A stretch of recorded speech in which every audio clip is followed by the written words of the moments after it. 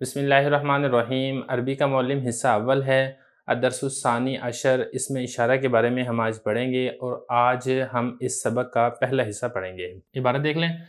فرما رہے ہیں کہ جن لفظوں کے ذریعے سے کسی چیز کی طرف اشارہ کیا جائے وہ اسمائی اشارہ ہے، یعنی اس میں اشارہ وہ لفظ ہے جس کے ذریعے سے آپ عربی کے اندر کسی چیز کی طرف اشارہ کرتے ہیں، اور اس کی دو قسمیں ہوتی ہیں۔ ایک اسم اشارہ ہوتا ہے جو قریب کے لیے استعمال ہوتا ہے، اور دوسرا وہ اسم اشارہ جو دور والی چیز کی طرف اشارہ کرنے کے لیے استعمال ہوتا ہے۔ تو قریب والی چیز یعنی جو نزدیک والی چیز ہے اس کی طرف اشارہ کرنے کے لیے جو کثیر الاستعمال ہے، کثیر الاستعمال کا مطلب یہ ہے کہ وہ صورتیں جو کثرت کے ساتھ استعمال ہوتی ہوں، وہ الفاظ جو کثرت کے ساتھ استعمال ہوتے ہیں وہ یہ ہیں۔ یعنی اگر آپ اشارہ کرنا چاہ رہے ہیں مرد کی طرف، مذکر کی طرف آپ اشارہ کرنا چاہ رہے ہیں اور ایک کی طرف آپ اشارہ کرنا چاہ رہے ہیں تو آپ ہادہ استعمال کریں گے، اور اگر آپ دو کی طرف اشارہ کرنا چاہ رہے ہیں، دو مذکر کی طرف، حالت رفع کے اندر آپ ہازانی لے کر آئیں گے، اور حالت نصبی اور جری میں آپ ہادینی کا استعمال کریں گے۔ البتہ جو جمع ہے، جمع چاہے مذکر ہو چاہے مؤنث ہو، اس کے لیے لفظ یہی لگتا ہے ہاؤلائی، یعنی قریب کی طرف اشارہ کرنا، اور جن کی طرف آپ اشارہ کر رہے ہیں وہ دو سے زیادہ ہیں، وہ 3 ہو سکتے ہیں، وہ 10 ہو سکتے ہیں، وہ 50 ہو سکتے ہیں، وہ 100 ہو سکتے ہیں، وہ دو سے زیادہ کوئی بھی عدد ہو سکتا ہے۔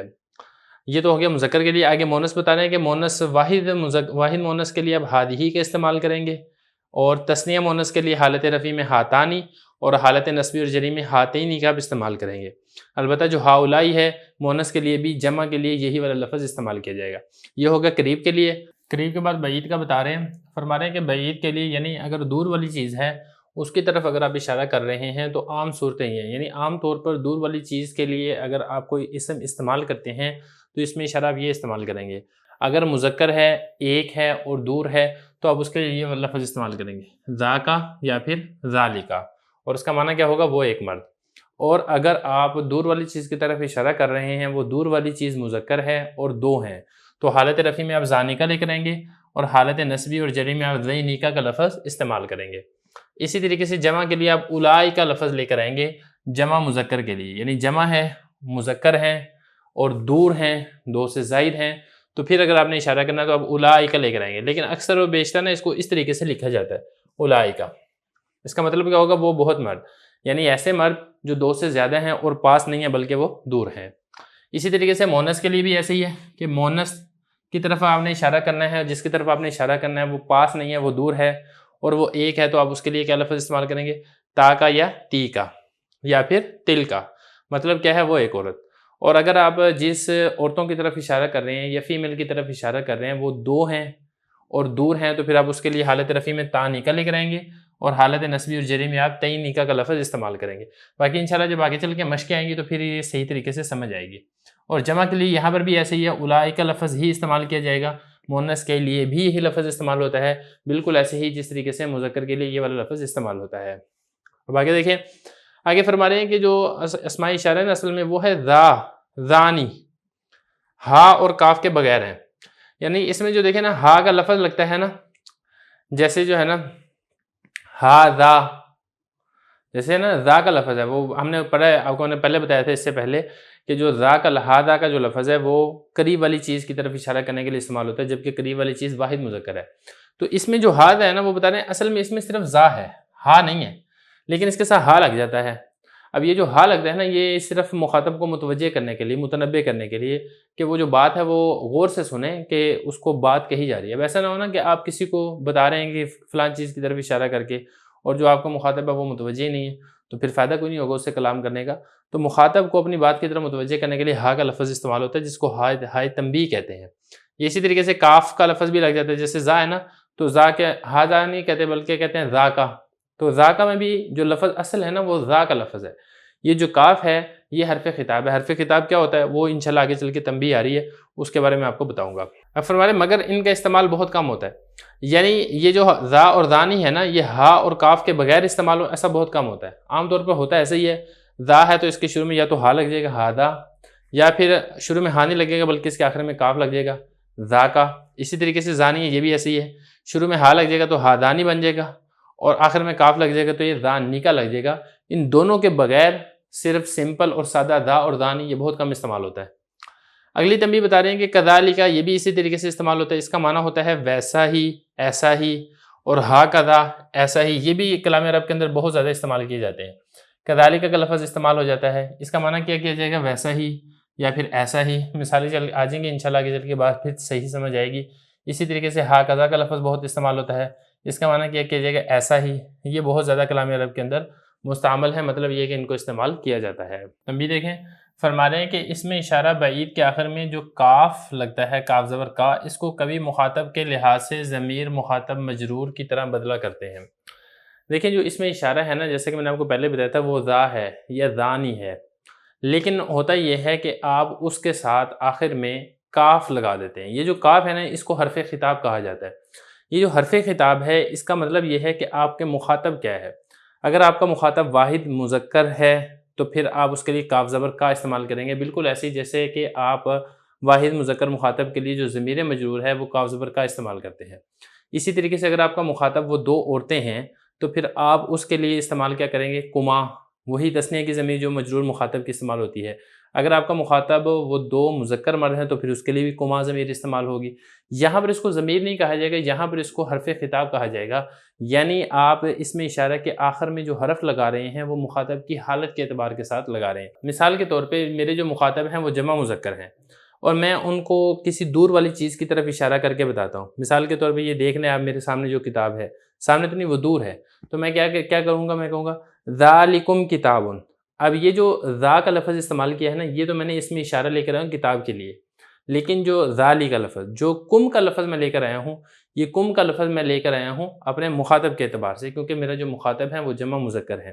اسی طریقے سے اگر جو آپ کا مخاطب ہے وہ واحد مؤنث ہو تو پھر آپ کیا لفظ استعمال کریں گے؟ کاف زیر کی استعمال کریں گے، حرف خطاب۔ دیکھیں ذرا یہی والی بات وہ بتا رہے ہیں، فرما رہے ہیں کہ اس میں اشارہ بعید کے آخر میں جو کاف زبر کا ہے، اس کو کبھی مخاطب کے لحاظ سے ضمیر مخاطب مجرور کی طرح تبدیل کرتے ہیں، معنی پر کوئی اثر نہیں پڑتا۔ یہ تبدیلی جو ہے نا، زیادہ تر یہ ذالکہ میں ہوتی ہے۔ جیسے ذالکہ، اس میں یہ ہے کہ آپ نے اشارہ کیا دور والی چیز کی طرف، جو دور والی چیز تو ایک ہے لیکن جو آپ کا مخاطب ہے وہ واحد مذکر ہے۔ اور اسی طریقے سے اگر آپ کا مخاطب تثنیہ مذکر ہے تو پھر یہ تثنیہ مؤنث ہے تو پھر ذالکما۔ اگر آپ کا جو مخاطب ہے وہ جمع مذکر ہے تو پھر ذالکم، جیسا کہ میں نے آپ کو بھی مثال دی تھی کتاب کی۔ اگر آپ کا جو مخاطب ہے وہ واحد مؤنث ہے تو پھر آپ ذالکی۔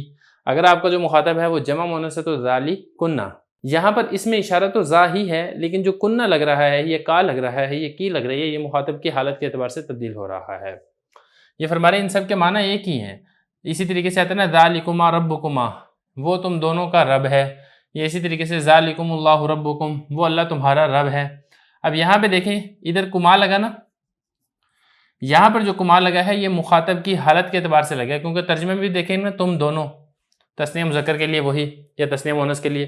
اسی طریقے سے یہاں پہ ذالکم جو لگا ہے وہ مخاطب کی حالت کے اعتبار سے لگا ہے، کیونکہ جو مخاطب ہے وہ جمع مذکر ہے، وہ اللہ تمہارا رب ہے، یعنی تم سب مردوں کا رب ہے۔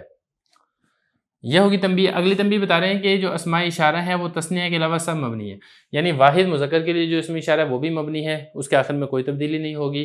تو اسی طریقے سے واحد مؤنث ہے، حاذی ہے مثال کے طور پہ، اس کے آخر میں کوئی تبدیلی نہیں ہوگی، وہ مبنی ہے۔ جمع مذکر ہو یا جمع مؤنث ہو، قریب کے لیے ہو یا دور کے لیے ہو، ہا اولائی ہے یا پھر اولائی کا ہے، یہ سارے کے سارے مبنی ہیں۔ البتہ جو تثنیہ ہے وہ معرب ہے، کیونکہ اس کی حالت اگر آپ دیکھیں گے نا تبدیل ہوتی ہے، جیسے کہ میں نے آپ کو بتایا تھا ہادانی اور ہادینی، ہادانی تھا حالت رفع میں، ہادینی تھا حالت نصبی اور جری میں۔ اسی طریقے سے تثنیہ مؤنث کے لیے ہاتانی اور ہاتینی۔ تو یہ بتا رہے ہیں کہ جو اسماء اشارہ ہے تثنیہ تو معرب ہے لیکن تثنیہ کے علاوہ، یعنی چاہے وہ واحد ہو چاہے وہ جمع ہو، وہ دونوں کے دونوں مبنی ہیں۔ تو یہ اسماء اشارہ کا جو پہلا پارٹ تھا یہاں تک مکمل ہو گیا، باقی ابھی چل رہا ہے سبق۔ انشاءاللہ جو باقی احکام اور مسائل ہے وہ ہم انشاءاللہ اس اگلے پارٹ کے اندر کریں گے۔ بسم اللہ الرحمن الرحیم۔ عربی کا معلم الدرس الثانی عشر اسم اشارہ ہے، پارٹ 2 میں خوش آمدید۔ آج کے سبق کے اندر ہم اسم اشارہ کے کچھ اصول پڑھیں گے۔ دیکھیں اسم اشارہ کے بارے میں بات چل رہی ہے کہ جس کی طرف آپ اشارہ کرتے ہیں اس کے لیے جو عربی میں لفظ استعمال کیا جاتا ہے اس کو اسم اشارہ کہا جاتا ہے۔ اب آگے یہ بتا رہے ہیں یہاں پر جو پہلا اصول ہے وہ یہ ہے کہ جس چیز کی طرف آپ نے اشارہ کیا ہے اس چیز کو عربی میں کیا کہتے ہیں، تو وہ بتا رہے ہیں کہ اس چیز کو مشار الیہ کہتے ہیں۔ مشار الیہ کا مطلب جس کی طرف اشارہ کیا جا رہا ہو۔ تو اب ہوگا یہ کہ اسم اشارہ اور مشار الیہ مل کر جملے کا ایک جز بنیں گے۔ دیکھیں آپ کو معلوم ہے کہ جو جملہ ہے وہ دو اجزاء کے اوپر مشتمل ہوتا ہے، ایک ان میں مسند ہوتا ہے، دوسرا ان میں مسند الیہ ہوتا ہے۔ تو بتانا یہ چاہ رہے ہیں بالکل ایسے ہی جیسے کہ ہم نے مرکب اضافی کے اندر پڑھا تھا کہ مضاف مضاف الیہ مل کر جملے کا ایک جز بنے گا، یا تو مسند بنے گا یا مسند الیہ بنے گا۔ اسی طریقے سے مرکب توصیفی کے اندر بھی ہم یہی والی بات پڑھ چکے ہیں کہ موصوف صفت مل کر جملے کا ایک جز بنیں گے۔ بالکل ایسے ہی ہے اسم اشارہ اپنے مشار الیہ سے مل کر جملے کا ایک جز، یعنی مبتدا اور خبر ہے نا، مبتدا مسند الیہ ہوتا ہے اور خبر مسند ہوتی ہے، تو ایک جز بنے گا، یا تو یہ مبتدا بنے گا یا پھر یہ خبر بنے گا۔ اسی طریقے سے فاعل ہے یا پھر فاعل بنے گا یا پھر اسی طریقے سے مفعول بنے گا۔ ایسا نہیں ہے کہ فاعل بھی ہو مفعول بھی ہو، ایسا بھی نہیں ہے کہ فاعل بھی ہو اور فعل بھی ہو، ایسا نہیں ہوتا۔ تو یہ بتا رہے ہیں کہ اسم اشارہ اور مشار الیہ مل کر جملے کا ایک جز بنتے ہیں، یعنی مبتدا فاعل یا مفعول ہوتے ہیں مرکب توصیفی یا مرکب اضافی کی مانند، یعنی جس طریقے سے مرکب توصیفی اور مرکب اضافی جملے کے ایک جز ہوتے ہیں، بالکل ایسے ہی اسم اشارہ اور مشار الیہ جملے کا ایک جز ہوتا ہے۔ نمبر 2، اگلا اصول بتا رہے ہیں کہ مشار الیہ ہمیشہ معرف باللام یا مضاف ہوتا ہے، یعنی جو مشار الیہ ہے جس کی طرف آپ اشارہ کر رہے ہیں اسم اشارہ کے ذریعے سے، اس مشار الیہ کے اوپر یا تو الف لام داخل ہوگا تعریف کا یا پھر وہ مضاف ہوگا۔ نمبر 3، اگر مشار الیہ معرف باللام ہو، یعنی اس کے اوپر الف لام تعریف کا داخل ہو، تو پھر اسم اشارہ پہلے لانا چاہیے، پھر اسم اشارہ بعد میں نہیں آ سکتا۔ جیسا کہ ھذا الکتاب، اب یہ دیکھیں کتاب ہے، یہ مشار الیہ ہے جس کی طرف اشارہ کیا جا رہا ہے، اور یہ معرف باللام ہے، یعنی اس کے شروع میں الف لام تعریف کا داخل ہے، تو پھر اسم اشارہ اس سے پہلے آ رہا ہے، ایسے آپ نہیں کہہ سکتے ہیں الکتاب ھذا۔ اور اگر وہ کسی اسم کی طرف مضاف ہو تو اسم اشارہ کو مشار الیہ کے بعد لانا چاہیے۔ اگلا مسئلہ یہ اس کے برعکس ہو جائے گا، یعنی جو مشار الیہ ہے وہ معرف باللام نہیں ہے بلکہ وہ مضاف ہے، تو پھر اس صورت کے اندر جو اسم اشارہ ہے وہ مشار الیہ کے بعد آئے گا، اس سے پہلے نہیں آ سکتا ہے۔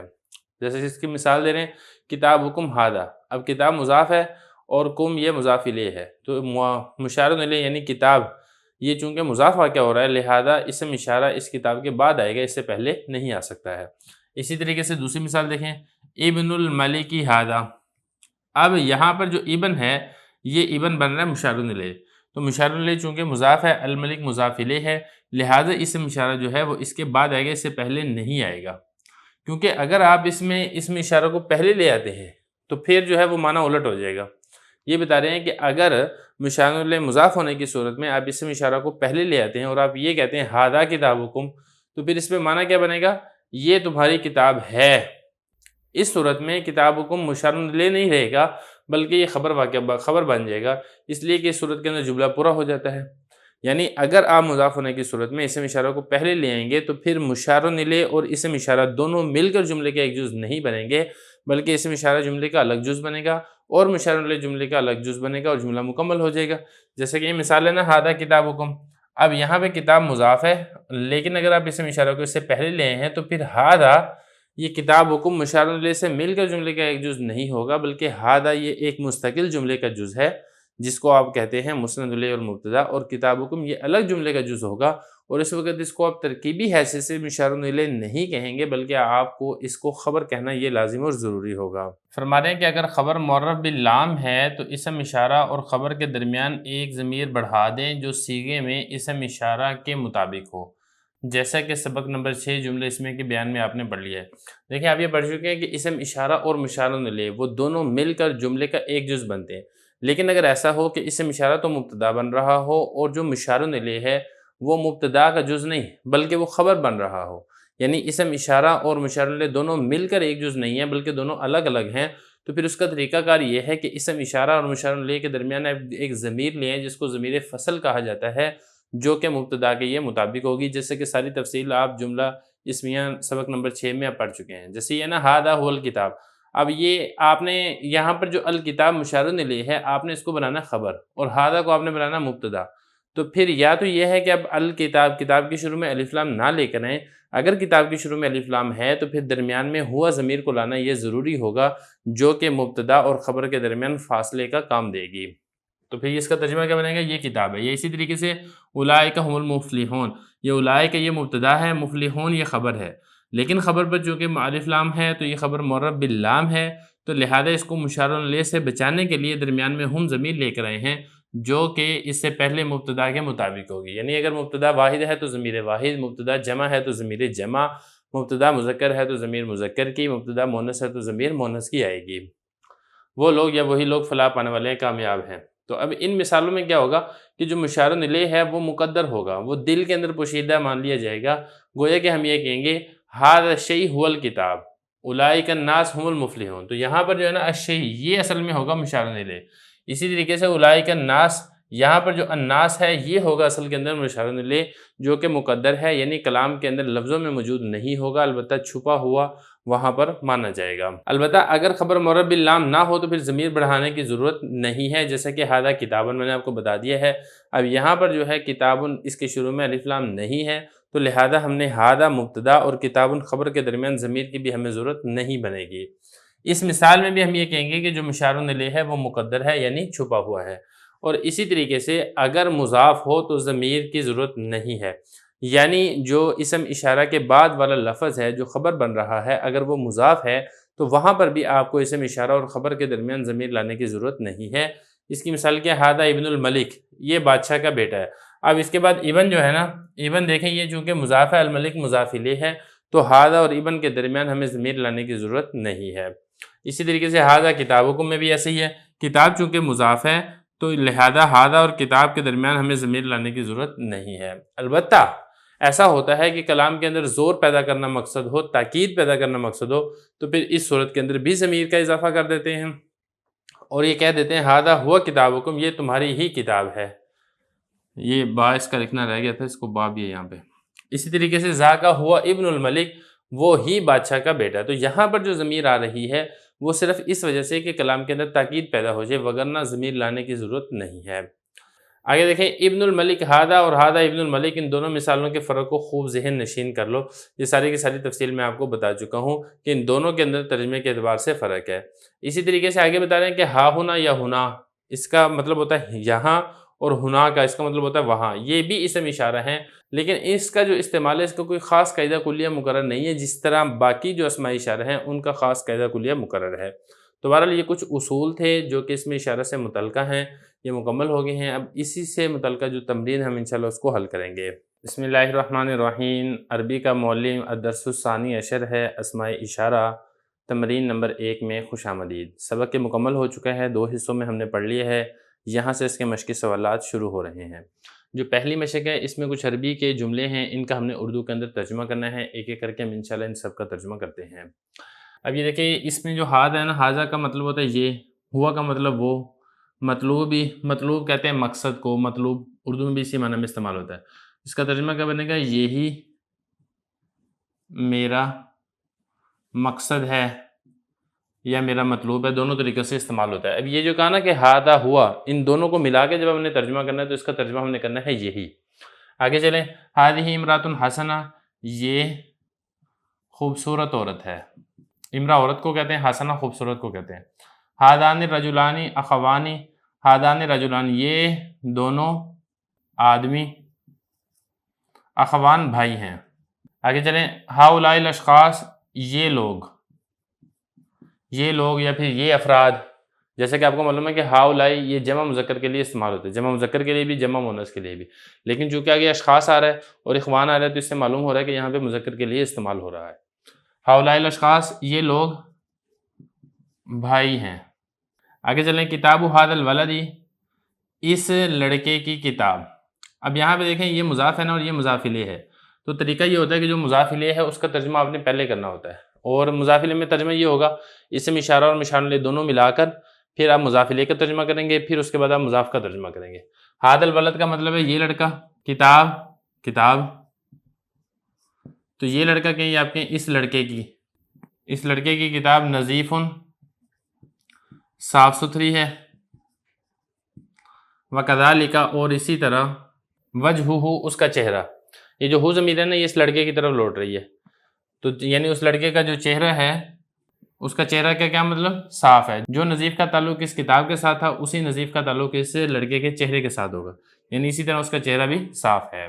آگے چلیں. کتاب الولد ھذا واسخ، لڑکے کی یہ کتاب. اب یہاں پہ دیکھیں نا اس میں اشارہ بعد میں آ رہا ہے تو لہذا ترجمے کے اندر تھوڑا سا فرق آ جائے گا. کتاب الولد ھذا، کتاب الولد لڑکے کی، ھذا یہ کتاب. واسخ اس کا مطلب ہوتا ہے میلا ہونا، لڑکے کی یہ کتاب میلی ہے. اسم ھذہ البنت، اس بچی کا نام زینب ہے. تلک المناظر، وہ مناظر.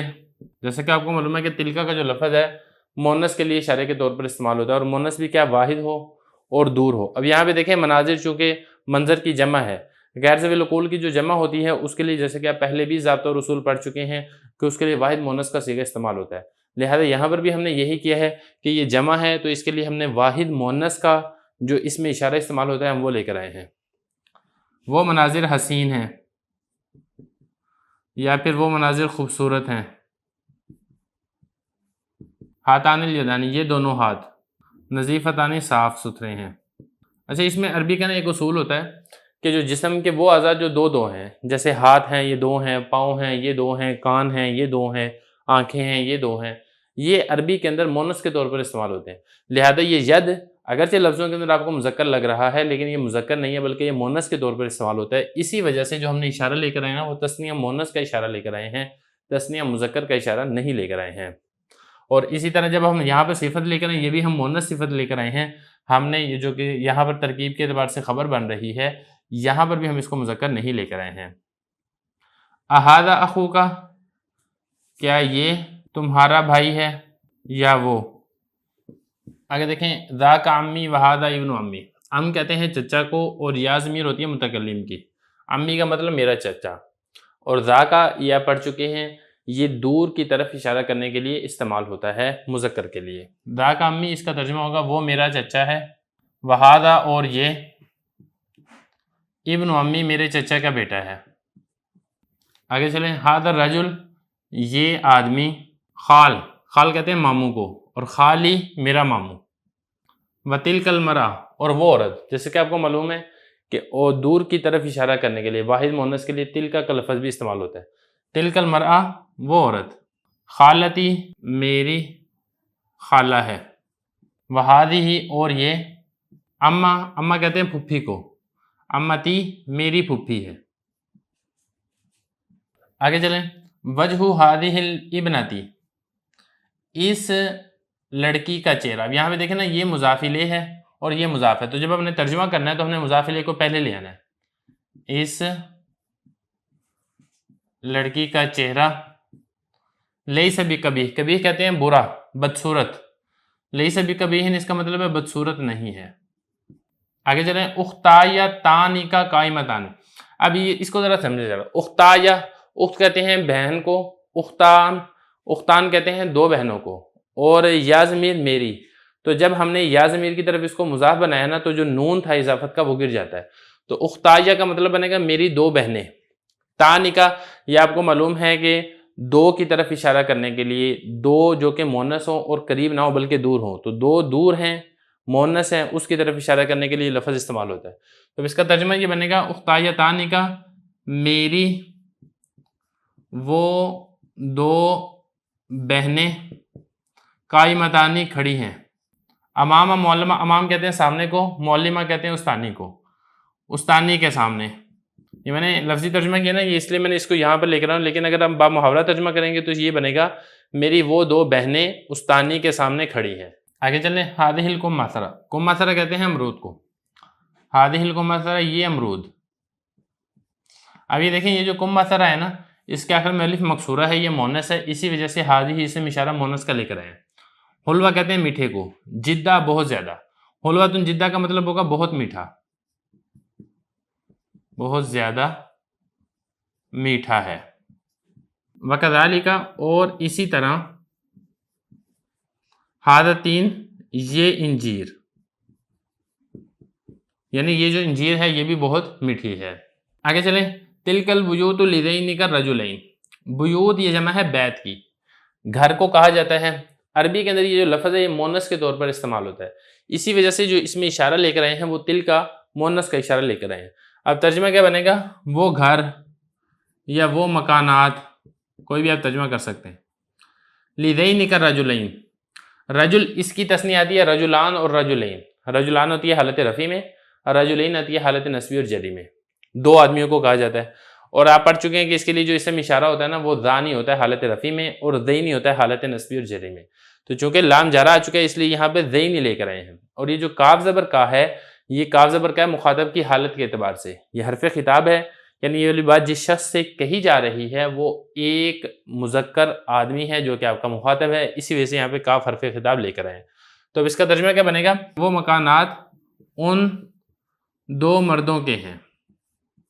آگے چلیں، فی یدئی کا ہاتینی حمرتن، حمرہ کہتے ہیں سرخی کو، ید اس کی تسنیہ ہوتی ہے یدان اور یدین، حالت نصبی اور جری میں۔ آپ کو معلوم ہے میں نے اوپر بھی بتایا تھا یہ والی بات کہ جسم کے وہ اعضاء جو دو ہیں یہ عربی کے اندر مونس کے طور پہ استعمال ہوتے ہیں، تو لہذا ہم نے یہاں پہ جو اسم اشارہ لے کر آئے ہیں نا ید، یہ چونکہ تسنیہ مونس ہے لہذا یہاں پر اشارہ بھی تسنیہ مونس کا لے کر آئے ہیں، ہاتینی۔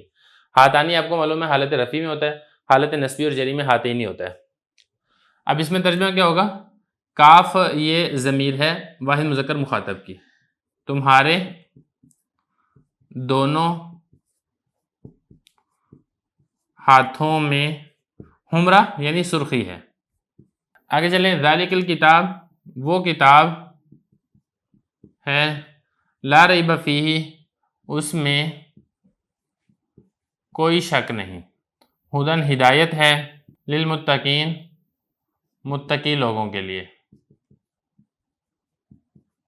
آگے دیکھیں، اولئک علی ھدی من ربہم، آپ کو معلوم ہے کہ اولئک اس میں اشارہ ہے جو کہ دور کی طرف اشارہ کرنے کے لیے استعمال ہوتا ہے، جمع مذکر کے لیے بھی جمع مؤنث کے لیے بھی، یہاں پر دونوں کے لیے استعمال ہو رہا ہے۔ اولئک وہ لوگ، علی ھدی ہدایت پر ہیں، من ربہم من سے ربہم ان کے رب، اپنے رب کی جانب، یعنی وہ لوگ اپنے رب کی جانب سے ہدایت پر ہیں۔ وَأُولَئِكَ هُمُ الْمُفْلِحُونَ، اب یہاں پہ دیکھیں اولئک ہے، اس کے بعد دیکھیں اس میں اشارہ معرب باللام آگے ہے، تو درمیان کے اندر ہم ضمیر لے آئے ہم جو کہ ضمیر فصل ہے، جیسا کہ میں نے آپ کو سبق کے اندر تفصیل سے بتا دیا تھا۔ اب ترجمے میں ہم نے کیا کرنا ہے؟ وہی لوگ، اور کیونکہ شروع میں واو بھی ہے نا اس لیے اور کریں گے، اور وہی لوگ فلاح پانے والے ہیں یا کامیاب ہونے والے ہیں۔ آگے دیکھیں، قیلہ کا ترجمہ ہو گیا، کہا گیا، اہاکذا، کیا اسی طرح، عرشو کی، تیرا تخت ہے۔ یہ ملکہ بلقیس کو کہا گیا تھا حضرت سلیمان علیہ السلام کی جانب سے۔ اب یہاں پہ دیکھیں ہاکذا کا جو لفظ ہے نا، جیسا کہ بتایا تھا یہ بھی استعمال ہوتا ہے اسم اشارہ کے طور پہ، ہاکذا اسی طرح، ایسا ہی، جیسا کہ، یہ اس کے معنی آتے ہیں۔ اب آگے دیکھیں، قالت، اس نے کہا، کانہو، گویا کہ وہ ہوا وہی ہے، گویا کہ یہ والا جو تخت ہے یہ وہی والا تخت ہے۔ آگے دیکھیں، انا ہا ہونا قائدن، انا بے شک ہم، ہا ہونا یہاں پر، قائدن بیٹھے ہوئے ہیں، ہم یہاں پر بیٹھے ہیں یا ہم یہاں پر بیٹھے ہوئے ہیں۔ اب یہاں پہ ہا ہونا کا جو لفظ ہے یہ بھی اس میں اشارہ کے طور پر استعمال ہو رہا ہے، اس کا ترجمہ ہوگا یہاں پر۔ آگے دیکھیں، فذانک برہانان من ربک الی فرعون، الی فرعون، فرعون کی طرف یا فرعون کے لیے، برہان کہتے ہیں دلیل کو، اسی کی تسنیہ ہے برہانان، دو دلیلیں، اسی لیے جو ہم اسم اشارہ لے کر آئے ہیں نا وہ بھی ذا تھا واحد کے لیے اور ذانی تسنیہ کے لیے، تو ذانی ہم تسنیہ کے اسم اشارہ لے کر آئے ہیں، کیوں؟ کیونکہ یہاں پر جو برہان ہے یہ بھی تسنیہ، اور یہ جو کاف ہے یہ حرف خطاب ہے، واحد مذکر ہے، لہذا حرف خطاب بھی کاف زبر کا لے کر آئے ہیں۔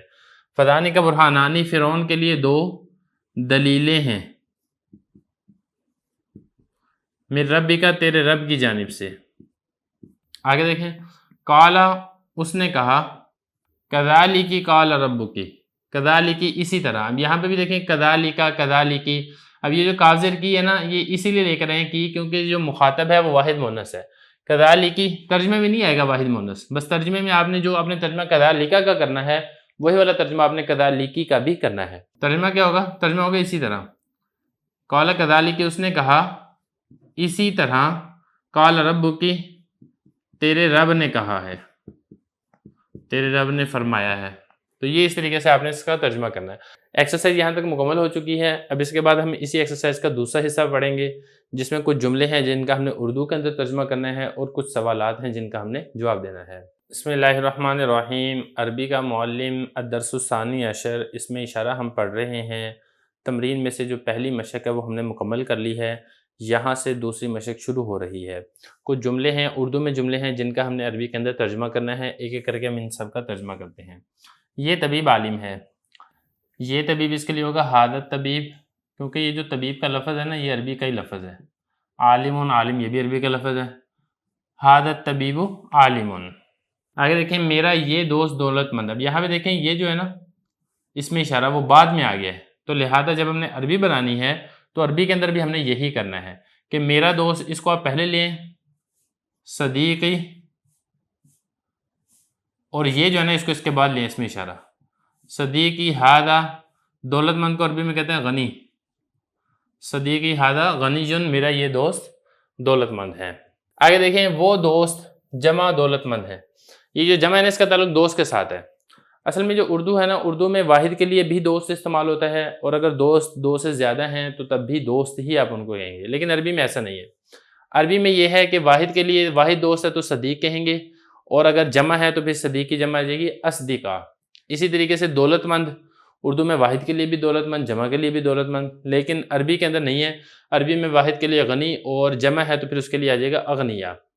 اب یہ دیکھیں جس کی طرف اشارہ کیا جا رہا ہے وہ جمع ہے، تو لہذا ہم نے جمع کے لیے اسم اشارہ بھی جمع والا لے کر آنا ہے. اولئک الاصدقاء اغنیا. اس میں اور اس میں فرق آپ کے سامنے واضح ہے کہ یہاں پر جو تھا نا اس میں اشارہ وہ درمیان میں تھا، تو لہذا ہم نے بھی اس میں اشارہ درمیان میں لیا ہے. یہاں پر جو اس میں اشارہ ہے وہ پہلے ہے، تو لہذا یہاں پر بھی اس میں اشارہ پہلے لے کر آئیں گے. اس کے بعد آگے دیکھیں بادشاہ کا یہ لڑکا سخی ہے. یہاں پر بھی دیکھیں اس میں اشارہ درمیان میں آ گیا نا، تو یہاں پر بھی آپ ایسے ہی کریں گے کہ بادشاہ کا لڑکا ہے تو اس کو آپ پہلے عربی بنا لیں ابن الملک، پھر اس کے بعد آپ یہ کی عربی کر لیں ہادہ ابن الملک کی ہادہ سخیون. اس کے بعد آگے دیکھیں یہ دونوں بھائی ہیں، یہ دونوں ہادانی بھائی، اس کی ہوگی اخوان. آسان ہے، ہادہ واحد کے لیے آتا ہے، تسنیہ کے لیے ہادانی آ جائے گا. آگے دیکھیں وہ اونٹنی خوبصورت ہے، نہیں ہے، یہ واحد ہے نا تو لہذا ہے آئے گا. وہ اونٹنی خوبصورت ہے، تو وہ اونٹنی چونکہ مونس ہے لہذا اب اس میں اشارہ مونس کا لے کر آئیں گے. دور کے لیے واحد مونس کے لیے تل کا استعمال ہوتا ہے، اور اونٹنی کو کہتے ہیں عربی میں ناکا. تل کا ناکا تو حسنتن، حسنہ کہہ لیں یا آپ جمیلہ کہہ لیں یا آپ حسینہ کہہ لیں، کوئی بھی لفظ آپ استعمال کر سکتے ہیں. آگے دیکھیں یہ خوبصورت لڑکا نیک ہے. یہ کے لیے جگہ ہادہ ہاد الولد خوبصورت ہے نا، ولد الحسن، یا پھر آپ کہہ لیں ولد الجمیل. یہ خوبصورت لڑکا نیک ہے، نیک کے لیے آ جائے گا صالح کر لیں یا آپ کر لیں بار. ان دونوں میں سے کوئی ایک لفظ آپ استعمال کر سکتے ہیں. آگے دیکھیں اے عبداللہ کیا یہ تمہارا لڑکا ہے. اے عبداللہ کے لیے ہوگا یا عبداللہ، اے عبداللہ کیا یہ، حمزہ استفہام پہلے ڈال کے اس کے بعد آگے ہاذا لے آئیں. کیا یہ احاذا لڑکا ابن کہتے ہیں، احاذا ابنو کا، کیا یہ تمہارا لڑکا ہے. تو استفہام کے لیے جو حمزہ استفہام کا استعمال ہوتا ہے وہ شروع میں آتا ہے، تو لہذا ہم نے یہ کیا کہ جو یہ تھا یعنی ہاذا، اس سے پہلے ہم حمزہ استفہام لیں جو کہ کیا کا ترجمہ کر رہا ہے. آگے دیکھیں وہ لڑکے اپنے باپ کے سامنے کھڑے ہیں. یہ دیکھیں آخر میں جب ہیں لے کر آئے نا اس سے پتہ چلتا ہے کہ جن لڑکوں کی بات ہو رہی ہے وہ لڑکے جمع ہیں. تو یہاں پر وہ لڑکے آپ نے کیا کرنا اولائکل، کیونکہ جمع مذکر کے لیے جب اشارہ کیا جاتا ہے دور کے لیے تو اولائکہ کا لفظ استعمال ہوتا ہے. اولائکل ابنا، یا اولاد بھی آپ کر سکتے ہیں، ولد کی جمع اولاد، اولائکل اولاد. کھڑے ہیں قائمون، سامنے کا ہوتا ہے امام، اور باپ کو کہتے ہیں اب، امامہ ابیہم. وہ جو لڑکے ہیں یا وہ جو بچے ہیں وہ اپنے باپ کے سامنے کھڑے ہیں. آگے دیکھیں یہ ایک اچھا آدمی اور وہ دونوں بدکار ہیں. یہ ایک ہے نا تو اس کے لیے ہادہ آ جائے گا، ہادہ رجل اچھا یعنی صالح ہے، ہادہ رجل صالح. آگے دیکھیں اور وہ دونوں بدکار ہیں، تو تثنیہ ہے مذکر ہے تو آپ اس کے لیے زانکہ کا لفظ استعمال کریں گے، وذانکہ فاسقان. آگے دیکھیں وہ لڑکی نیک ہے، وہ کے لیے آپ اس میں اشارہ مونس کا استعمال کریں گے تل کا. لڑکی کے لیے ابنا، تل کا لیبنا، تو یہ صالح تھا تو یہ صالحتن ہو جائے گا، تل کا لیبنا تو صالحتن. اور ویسی ہی کے لیے پھر کیا جائے گا کذالک، وکذالک امہا، اسی طریقے سے اس کی ماں وہ بھی نیک ہے. تو یہ کچھ جملے تھے جن کا ہم نے اردو سے عربی میں ترجمہ کر لیا ہے. اب اس کے بعد کچھ سوالات ہیں جن کے جوابات ہیں وہ میں سوالات کتاب سے پڑھ لیتا ہوں، پھر اس کے جوابات بھی انشاءاللہ ساتھ ساتھ میں دیتا رہوں گا۔ پہلا سوال دیکھیں، اسماء اشارہ کی کثیر الاستعمال صورتیں کیا ہیں؟ دیکھیں اس کا جواب بھی ہم پیچھے پڑھ چکے ہیں کہ کثیر الاستعمال جو صورتیں ہیں، قریب کے لیے مذکر کے لیے اب ھذا، مؤنث کے لیے ھذہ واحد کے لیے، اور تثنیہ کے لیے حالت رفع میں ھذان مذکر کے لیے، اور مذکر کے لیے حالت نصبی اور جری میں ھذین تثنیہ مذکر کے لیے، اور جمع مذکر ہو یا مؤنث ہو تو ہؤلاء۔ البتہ جو مؤنث ہے، مؤنث تثنیہ کے لیے آپ لفظ استعمال کریں گے ہاتانی حالت رفع میں اور حالت نصبی اور جری میں ہاتین، یہ ہوگا قریب کے لیے۔ اور دور کے لیے بھی آپ پڑھ چکے ہیں کہ اگر واحد مذکر ہے تو اس کے لیے ذاکا یا پھر ذالکا، اور تثنیہ مذکر ہے تو اس کے لیے حالت رفع میں ذانکا اور حالت نصبی اور جری میں ذینکا، اور جو جمع ہے جمع کے لیے ایک ہی لفظ استعمال ہوتا ہے، مذکر کے لیے بھی مؤنث کے لیے بھی، تمام حالتوں میں، اور وہ لفظ ہے اولئکا۔ اسی طریقے سے جو مؤنث ہے، مؤنث کے لیے واحد مؤنث ہے، دور کے لیے تو تا کا یا تی کا یا تلکا کا لفظ استعمال ہوگا، بالکل ایسے جیسا کہ میں نے یہاں پہ تلکا کا لفظ استعمال کیا ہے۔ اور جو حالت رفع ہے تثنیہ کے لیے تانی کا، اور حالت نصبی اور جری میں تینکا کا لفظ استعمال ہوگا۔ باقی جمع کے لیے وہ وہی والا لفظ ہے جو کہ مذکر کے لیے استعمال ہوتا ہے، یعنی اولئکا۔ یہ پہلا سوال ہو گیا۔ اب اس کے بعد آگے دوسرا سوال ہے، اسماء اشارہ میں معرب کون سے الفاظ ہیں؟ دیکھیے جو تثنیہ ہے، چاہے وہ تثنیہ مذکر ہو چاہے وہ تثنیہ مؤنث ہو، اسی طریقے سے چاہے قریب کے لیے ہو چاہے دور کے لیے ہو، تثنیہ کے جتنے الفاظ ہیں یہ معرب ہیں، کیونکہ آپ دیکھیں گے نا، جیسے کہ قریب کے لیے تھا تو ھذان ہی تھا مذکر کے لیے تثنیہ، اب حالت نصبی اور جری میں ھذان ہی نہیں ہوگا بلکہ ھذین ہی ہوگا، تو اس کی حالت تبدیل ہو جائے گی۔ اسی طریقے سے جو مؤنث ہے، مؤنث کے لیے اندر بھی ایسے ہی ہے، ھاتان ہی تھا حالت رفع میں، لیکن جب آپ حالت نصبی اور جری بنائیں گے تو یہ ھاتین ہی ہو جائے گا۔ اسی طریقے سے دور کے لیے بھی ایسے ہی ہے، یعنی دور کے لیے مذکر کے لیے تھا ذانکا، حالت نصبی اور جری میں بن جائے گا یہ زینکا۔ اسی طریقے سے مؤنث کے لیے کیا تھا، تانی کا حالت رفع میں، اور تینی کا ہوگا حالت نصبی اور جری میں۔ تو صرف تثنیہ کا لفظ ایسے ہے، چاہے وہ قریب کے لیے ہو چاہے وہ دور کے لیے ہو، یہ معرب ہے، باقی واحد ہو یا جمع ہو یہ دونوں مبنی ہوتے ہیں۔ آگے تیسرا سوال ہے کہ جس چیز کی طرف اشارہ کیا جائے اسے کیا کہتے ہیں؟ اسے مشار الیہ کہتے ہیں عربی کے اندر، جیسے کہ آپ پہلے پڑھ چکے ہیں۔ سوال نمبر 4 دیکھیں، مشار الیہ ہمیشہ کس طرح استعمال ہوتا ہے؟ بہت آسان جواب ہے اس کا کہ مشار الیہ ہمیشہ یا تو معرب باللام استعمال ہوتا ہے یا پھر یہ مضاف ہو کر استعمال ہوتا ہے۔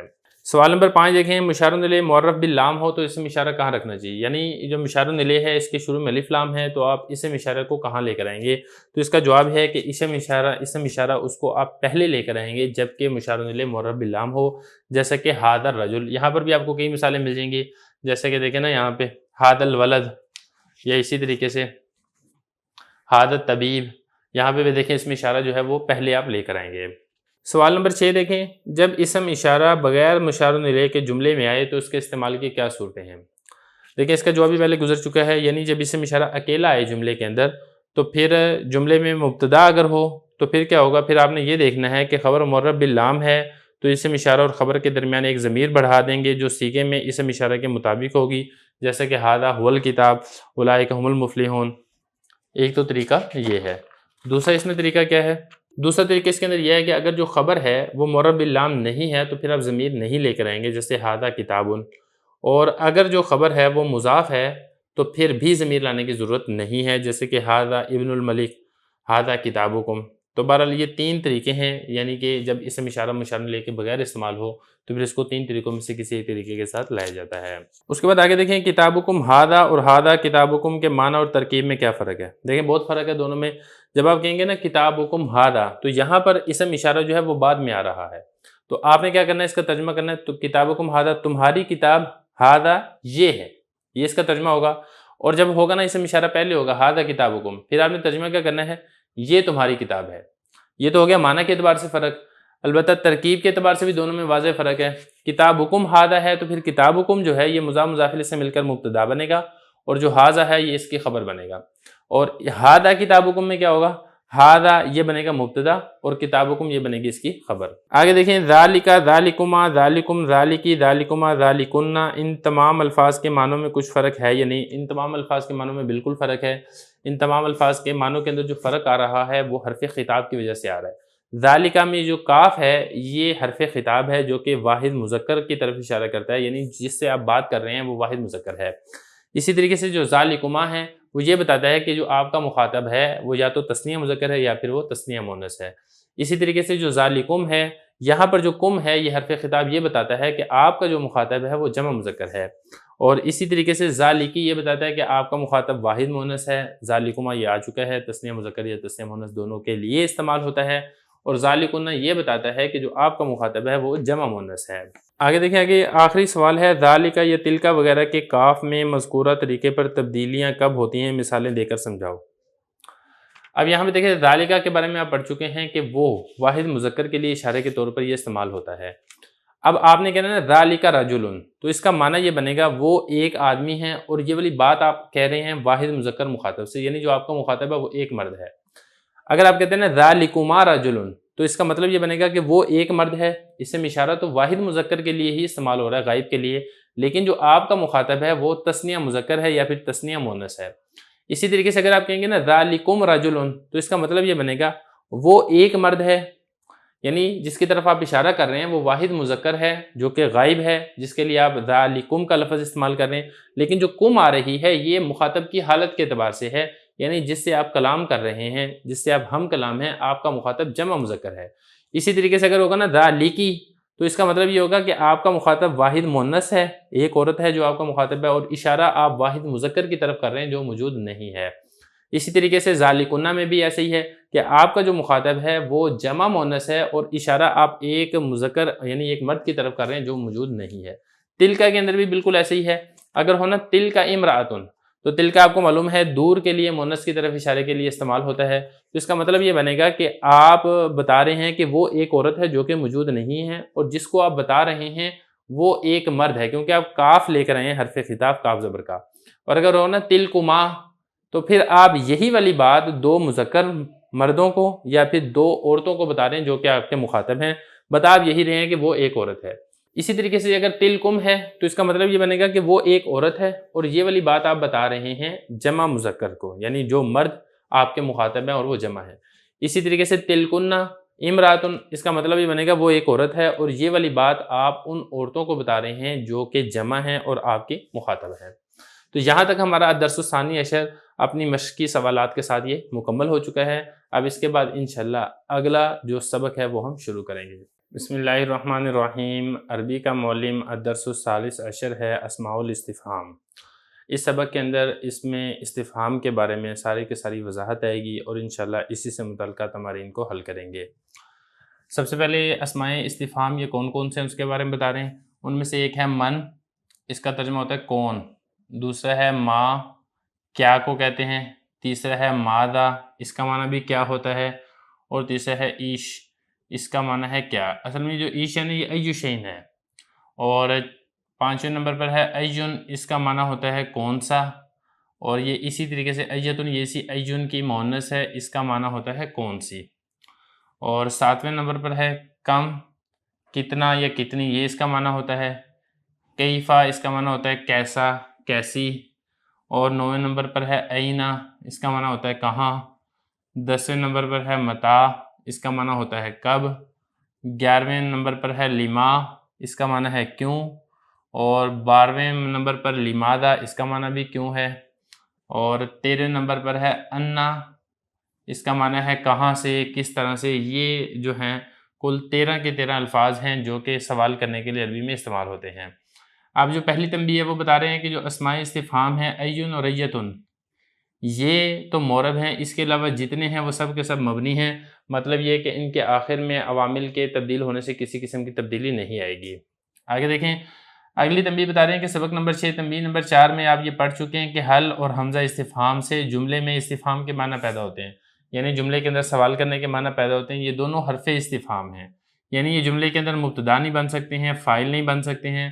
البتہ جو اسماء استفہام ہے وہ مبتدا، فاعل یا مفعول یہ بن سکتے ہیں۔ باقی انشاءاللہ آگے چل کے مثالیں آ جائیں گی، پھر بات مزید واضح ہو جائے گی۔ فرما رہے ہیں کہ اسماء استفہام جملوں کے شروع میں داخل ہوتے ہیں، یعنی سوال کرنے کے لیے جو اسم ہے اس کو آپ نے جملے کے شروع میں داخل کرنا ہے، جیسے کہ من ابو کا۔ اب یہ جو من ہے یہ استفہام کے لیے استعمال ہوتا ہے، لہذا اس کو ابو کا سے آپ پہلے لے کر آئیں گے۔ البتہ اگر یہ جو حروف استفہام ہے یا اسماء استفہام ہے یہ مضاف الیہ واقع ہو رہے ہوں تو پھر اس صورت کے اندر چونکہ مضاف الیہ مضاف کے بعد آتا ہے، لہذا اس صورت کے اندر یہ جو اسماء استفہام ہیں یہ بھی مضاف کے بعد آئیں گے، یہ مضاف سے پہلے نہیں آئیں گے۔ اس کی مثال کیا ہے، جیسے کہ مسئلہ دیکھیں، فرما رہے ہیں کہ جب مضاف الیہ واقع ہوں تو عام قاعدے کے مطابق انہیں مضاف کے بعد لانا چاہیے، جیسے کتاب من، کس کی کتاب، یا اسم. اور اسی طریقے سے بعض اوقات ایسے بھی ہوتا ہے کہ جو اسم استفہام ہے، سوال کرنے کے لیے جو اسم استعمال ہوتا ہے، اس کے شروع میں لام حرف جر بھی بڑھا دیا جاتا ہے، لام حرف جر بڑھا کر اس کو جملے کے شروع میں لے آتے ہیں، ایسا بھی استعمال ہوتا ہے. فرما رہے ہیں کہ یا پھر ایسا بھی کیا جاتا ہے کہ جو اسم استفہام ہے اس پر لام حرف جر بڑھا کر جملے کے شروع میں بھی لا سکتے ہیں، جیسے کہ لمن الکتاب. اب یہ جو من ہے یہ استفہام کے لیے استعمال ہوتا ہے، اس کے شروع میں لام لگا دیا اور پھر اس کو جملے کے شروع میں لیے، کس کی کتاب، جیسے کہ قرآن مجید میں بھی آتا ہے نا، لمن الملک اليوم، آج کے دن ملک یعنی بادشاہت کس کی ہے. تو یہاں پر بھی ایسے یہ من استفہام کا تھا، اس کے شروع میں جب لام لگا دیا تو پھر لہذا یہ ملک اليوم جو جملہ تھا اسے ہم پہلے لے آئے ہیں. آگے بتا رہے ہیں کہ جو حروف جار ہیں یہ بھی حروف استفہام کے اوپر یا اسماء استفہام کے اوپر داخل ہوتے ہیں. فرما رہے ہیں، دیکھیں ذرا، فرما رہے ہیں کہ جو حروف جارہ ہیں یہ اسماء استفہام کے شروع میں لگائے جاتے ہیں، جیسا کہ من ہے نا استفہام کے لیے، اس کے شروع میں لام لگا دیا تو اب لمن بن جائے گا، اس کا معنی ہے کس کا. یہ اسی طریقے سے ما جو استفہام کے لیے استعمال ہوتا ہے اس کے شروع میں لام لگا دیا تو یہ لما، اس کا معنی بھی کس کا ہے. یہ اسی طریقے سے کم استفہامی، اس کے شروع میں با لگا دیا، بکم، اس کا مطلب ہے کتنے میں. یا اسی طریقے سے اینا کے شروع میں الا لگا دیا، الا اینا، کہاں کو، من اینا، کہاں سے، الا متا، کب تک. مما، مما کے بارے میں بتا رہے ہیں کہ جو مما ہے نا یہ اصل میں دو حرف ہیں، ایک تو من حروف جار ہے اور دوسرا میم الف ما یہ استفہام کا ہے. بعد میں یہ ہوا کہ نون اور میم جو دو قریب المخرج تھے لہذا نون کو میم کیا اور میم کا میم میں ادغام کر دیا تو یہ بن جائے گا مما. یا اسی طریقے سے جو من ہے، من ہے، یہ اصل میں تھا من استفہامیہ تھا، من حرف جر تھا. تو یہاں پر بھی یہی ہوا، نون اور میم جو دو حرف قریب المخرج اکٹھے ہو گئے ہیں لہذا نون کو میم کیا، میم کا میم میں ادغام کر دیا تو یہ بن جائے گا میم من. اس کا معنی ہے کس شخص سے. اسی طریقے سے اما، اصل میں کیا تھا، ان ما تھا، ان حرف جر تھا، میم الف ما استفہامیہ تھا تو نون کو میم کیا، میم کا میم میں ادغام کر دیا تو یہ بن جائے گا اما. اس کا معنی ہوتا ہے کس چیز سے، کس چیز کی نسبت، یہ اس کے معنی ہیں. اسی طریقے سے فی ما، یہ بھی دیکھیں فی حرف جر ہے جو کہ میم الف ما اس میں استفہام کے اوپر داخل ہو رہا ہے. چوتھا اصول دیکھیں، چوتھا اصول بتا رہے ہیں کہ بعض اوقات یہ ہوتا ہے کہ میم الف ما بعض حروف جارہ کے ساتھ کبھی بغیر الف کے بھی بولا جاتا ہے، جیسے کہ نا لما، میم الف ما جو ہے اس میں استفہام ہے، اس کے شروع میں لام داخل ہے، لیکن بعض اوقات یہ ہوتا ہے کہ اس کا الف حذف کر کے اس کو پڑھ دیتے ہیں لما. یا اسی طریقے سے اما، یہ میم الف ما تھا، جب شروع میں ان لگا پہلے تو نون کا میم میں ادغام کیا تو ام ما ہو گیا، بعد میں یہ ہوا کہ الف کو حذف کر دیا تو یہ بن جائے گا اما. اسی طریقے سے فیما سے فیما. استفہام سے متعلقہ پانچواں اصول دیکھیں، ایون اور ایتن اپنے ماں بعد کی طرف مضاف ہوا کرتے ہیں. مطلب کہنے کا یہ ہے کہ جو ایون ہے اور ایتن ہے یہ مضاف ہوتے ہیں اور اس کے بعد والا جو لفظ ہوتا ہے وہ مضاف الیہ ہوتا ہے، جیسے کہ ای رجل یا ای الرجال. اس کا معنی کیا ہوگا، کون سا مرد. تو ای یہاں پر مضاف ہے، رجل مضاف الیہ ہے، ای یہاں پر مضاف ہے، رجال مضاف الیہ. اسی طریقے سے مؤنث میں بھی ایسی ہے، ایت امرأۃ یا ایت النساء، کون سی عورت. اس کے بعد اگلا اصول دیکھیں، فرما رہے ہیں کہ ایون کے بعد نکرہ تو واحد ہوگا اور معرف باللام جمع ہوگا. اگلا اصول بتا رہے ہیں اگر ایون کا جو مضاف الیہ ہے وہ نکرہ ہے تو پھر وہ واحد آئے گا، جیسے کہ اس مثال میں دیکھیں نا، رجل یہ چونکہ نکرہ ہے لہذا یہ واحد ہے، اور یہ رجال چونکہ معرف باللام ہے لہذا یہ جمع ہے. یہاں پر بھی ایسے ہی ہے، امرا چونکہ نکرہ ہے لہذا واحد ہے، النساء چونکہ جمع ہے لہذا یہ معرف باللام ہے. اس کے بعد آگے دیکھیں، آگے جو کم کے بارے میں بتا رہے ہیں، کم جو کہ استفہام کے لیے استعمال ہوتا ہے، اس کے بعد جو اسم ہے وہ منصوب اور واحد ہوتا ہے. یعنی کم کے ذریعے سے اگر آپ نے سوال کرنا ہے تو اس کے بعد جو اسم آئے گا اس کے اوپر ایک تو آپ نے نصب پڑھنا ہے، جیسا کہ یہاں پر دیکھیں درہمن کے اوپر آپ نے نصب پڑھا ہے، اور آپ اس کو واحد کا لفظ لے کر آئیں گے، درہمن کہیں گے، دراہم جمع نہیں لے کر آئیں گے. تمہارے پاس کتنے درہم ہے. یہ اسی طریقے سے کم سنتن عمرک، تمہاری عمر کتنے سال ہے. تو یہاں پہ بھی دیکھیں سنتن واحد ہے اور منصوب ہے. ساتواں اصول بتا رہے ہیں کہ کم کبھی استفہام کے لیے نہیں ہوتا، یعنی اسماء استفہام میں سے تو ہے یہ کم، لیکن بعض اوقات ایسا ہوتا ہے کہ یہ سوال کرنے کے لیے نہیں آتا ہے بلکہ خبر دینے کے لیے آتا ہے. اس قسم کا جو کم ہوتا ہے اسے کم خبریہ کہتے ہیں. اس وقت اس کا معنی کیا ہوگا، کئی ایک یا بہترے. بہترے کا مطلب ہوتا ہے بہت سے، اس کو کم خبریہ کہتے ہیں. اور کم خبریہ کے بعد جو اسم آتا ہے وہ مجرور ہوتا ہے. تو اس طریقے سے پتہ چل جائے گا کہ یہ کم استفہامیہ ہے، یہ کم خبریہ ہے. یعنی کم کے بعد والا آپ اسم دیکھیں، اگر وہ اس کے اوپر نصب آ رہا ہے تو وہ کم استفہامیہ ہوگا، اور اگر اس کے بعد جر آ رہی ہے تو یہ کم خبریہ ہوگا. اور یہ جو اس کے بعد جو اسم مجرور ہوتا ہے یہ واحد بھی ہو سکتا ہے، جمع بھی ہو سکتا ہے، جیسے کہ کم عبدن آتقتو، میں نے بہت سارے غلام آزاد کیے۔ اب یہ عبدن یہ دیکھیں واحد ہے، اور یہ جر آ رہی ہے نا اس پہ، تو پتہ چلا کہ یہ کم استفہامیہ نہیں ہے بلکہ کم خبریہ ہے۔ یہ اسی طریقے سے جمع بھی آ سکتا ہے، عبد کی جمع عبید، کم عبید آتقتو، میں نے بہت سارے غلام آزاد کیے۔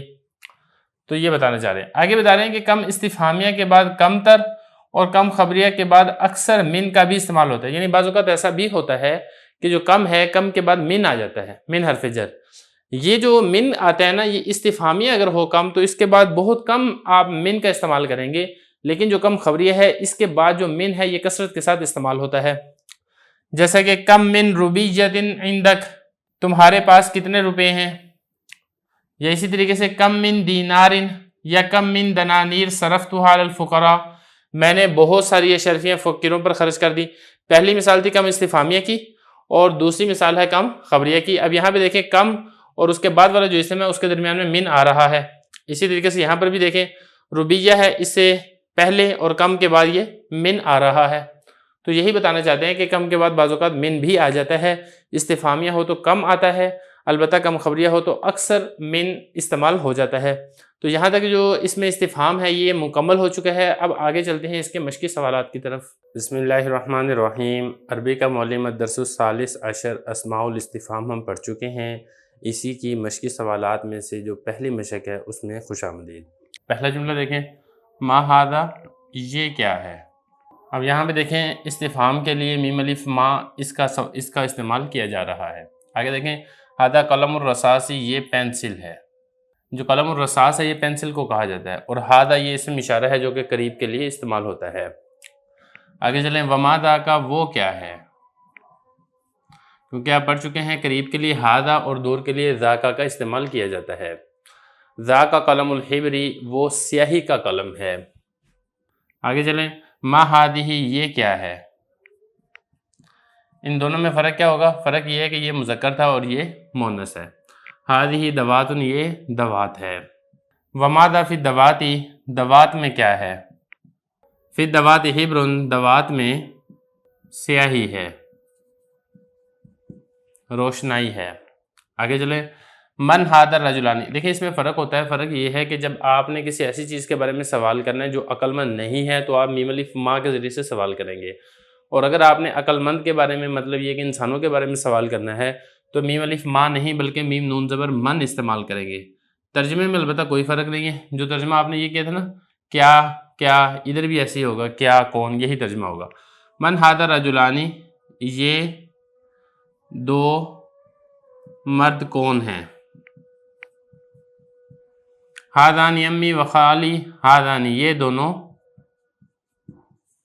ہم کہتے ہیں چچا کو، اور یا ضمیر متکلم کے لیے، یہ دونوں میرے چچا،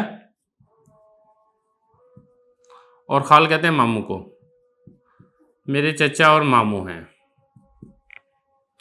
آگے چلیں، ومن تلک البنت بینہما، ومن، اور وہ لڑکی کون ہے۔ بینہما کا مطلب ہے ان دونوں کے درمیان، یہ اوپر کہا تھا نا رجلان، دو آدمی، تو دو آدمی تھے، ان دونوں کے درمیان بیٹی تھی، لڑکی تھی، تو اس لڑکی کے بارے میں پوچھ رہے ہیں یہ لڑکی ان دونوں کے درمیان کون ہے۔ تو آگے کہہ رہے ہیں تلکا، وہ لڑکی، اختی، میری، اختی صغیرہ، میری چھوٹی بہن زبیدہ ہے۔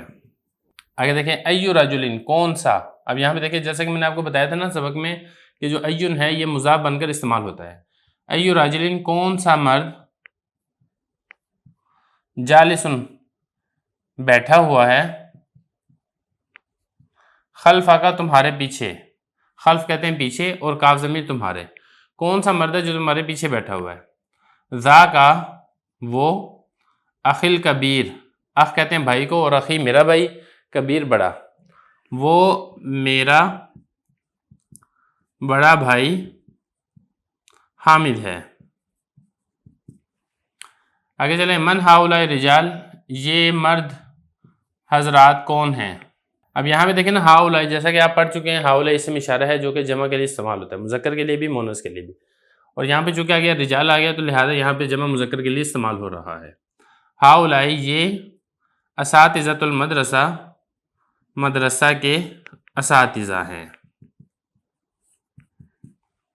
ये जुमले हो गए। इसमें कितने जुमले हो गए? 1 2 3 4 5 6 7 8। आगे देखें, मन हाउलाइन निसा, ये औरतें कौन हैं? अब यहाँ पे देखें, हाउला का लफ्ज़ है जो कि जमा मुन्नस के लिए इस्तेमाल हो रहा है। पता कैसे चल रहा है? पता इसलिए चल रहा है क्योंकि आगे जो इसम इशारा का जो मुशारुन ले है, अन्निसा वो औरतें हैं। हुन्ना वो औरतें, मुअल्लिमातुन उस्तानिया हैं, फ़ी मदरसतिल बनाती बच्चियों के मदरसे में, वो औरतें बच्चियों के मदरसे में उस्तानिया हैं। ऐना कहाँ, अखूक अख भाई को कहते हैं सगीर छोटा, तुम्हारा छोटा भाई कहाँ है? हुआ ज़हाबा वो मदरसे गया है। मता ज़हाबा कब गया?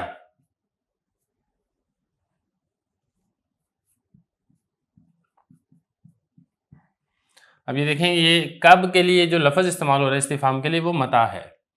ज़हाबा कबला सादीन वो 2 घड़ी पहले गया है।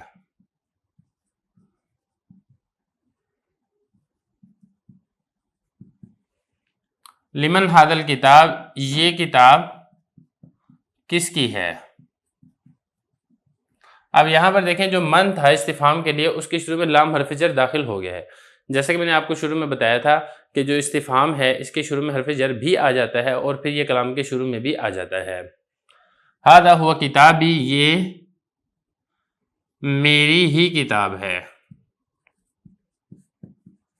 अब ये देखें, ये जो हादा और किताबी के दरमियान हुआ लेकर आए हैं ना ज़मीर फसल, इसकी वजह से जो तर्जुमा होगा तर्जुमे के अंदर आपने ही लेकर आना है। मेरी ही किताब है। अगर होता ना ये सिर्फ हादा किताबी तो इसका तर्जुमा बनना था ये मेरी किताब है। मर रब्बु का तुम्हारा रब कौन है? अल्लाह रब्बी अल्लाह मेरा रब है। मन नबीयु का तुम्हारा नबी कौन है? मोहम्मद रसूलुल्लाह मोहम्मद अल्लाह के रसूल हैं, नबी जी मेरे नबी हैं। मादीनु का तुम्हारा दीन क्या है? यहाँ पे देखें, जो मन इस्तेमाल किया अल्लाह के लिए भी और रसूल के लिए भी, लेकिन जो मीम अलिफ माँ है चूँकि दीन है वो ज़वील उकूल नहीं है, लिहाजा यहाँ पर मीम अलिफ माँ का इस्तेमाल किया गया है, मन का इस्तेमाल नहीं किया गया है। अल इस्लाम दीनी इस्लाम मेरा दीन है। तो यहाँ तक ये जो पहली मशक है ये मुकम्मल हो गई है। अब इसके बाद जो अगली मशक है वो हम इंशाल्लाह इससे अगली वीडियो के अंदर हल करेंगे। बिस्मिल्लाहिर्रहमानिर्रहीम। अरबी का मौलिम मदरसुस सालिस अशर अस्माउल इस्तिफ़हाम हम पढ़ रहे हैं। तमरीन का एक हिस्सा हमने पढ़ लिया है, तमरीन का दूसरा हिस्सा हम आज के सबक में पढ़ेंगे। कुछ जुमले हैं जिनका हमने उर्दू के अंदर तर्जुमा करना है। पहला जुमला देखें, मस्मु का या वलद, माँ इस्मु का तुम्हारा नाम क्या है, या वलद ए लड़के। इसमी मेरा नाम अब्दुल्ला है, या सय्यदी ए मेरे सरदार, मेरा नाम अब्दुल्ला है। आगे देखें, मिन ऐन अंतुम तुम कहाँ से हो, मतलब ये कि तुम्हारा ताल्लुक़ कौन सी जगह से है। नहनु मिन मक्का हम मक्का से हैं, यानी हम मक्का के रहने वाले हैं। इला ऐना ज़ाहिबुन अंतुम तुम, अंतुम का होगा तुम, ज़ाहिबुना जा रहे हो, ऐना कहाँ, इला तरफ तुम किस तरफ जा रहे हो। उससे आगे क्या जवाब दिया, नहनु ज़ाहिबुन इलल हिंद हम हिंदुस्तान जा रहे हैं। आगे चलें, कैफ़ हालुकुम तुम्हारा हाल कैसा है, या तुम कैसे हो। अल्हम्दुलिल्लाह नहनु बिलाफिया हम आफियत से हैं, या हम बखैर व आफियत हैं। कम कितने, वलदन औलाद, लका तुम्हारे, ए खालिद, या खालिद का होगा ए खालिद, ए खालिद तुम्हारे کتنے بچے ہیں؟ لی خمسۃ اولاد یا سیدی، یا سیدی ہے میرے سردار، لی خمسۃ اولاد میرے 5 بچے ہیں۔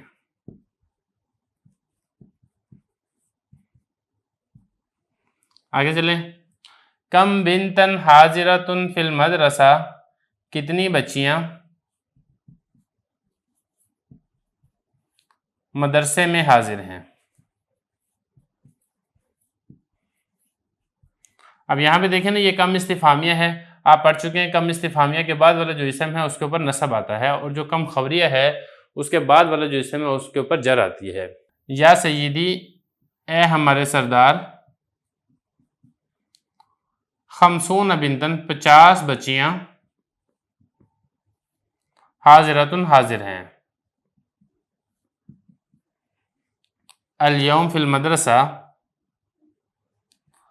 آج کے دن مدرسے میں، یعنی اب اس میں جب آپ محاورہ کریں گے تو یہ بنے گا، اے ہمارے سردار آج کے دن 50 بچیاں مدرسے میں حاضر ہیں۔ آگے جملہ دیکھیں، کم لک من الاخوان والاخوات، تمہارے کتنے بہن بھائی ہیں۔ لی اختان، میری 2 بہنیں اور 1 بھائی ہے۔ آگے چلیں، بکم ہذہ البقرۃ السمینہ، بقرہ کہتے ہیں گائے کو، سمینہ کہتے ہیں موٹی، اور کم کتنے کی، ہذہ یہ موٹی گائے کتنے کی ہے۔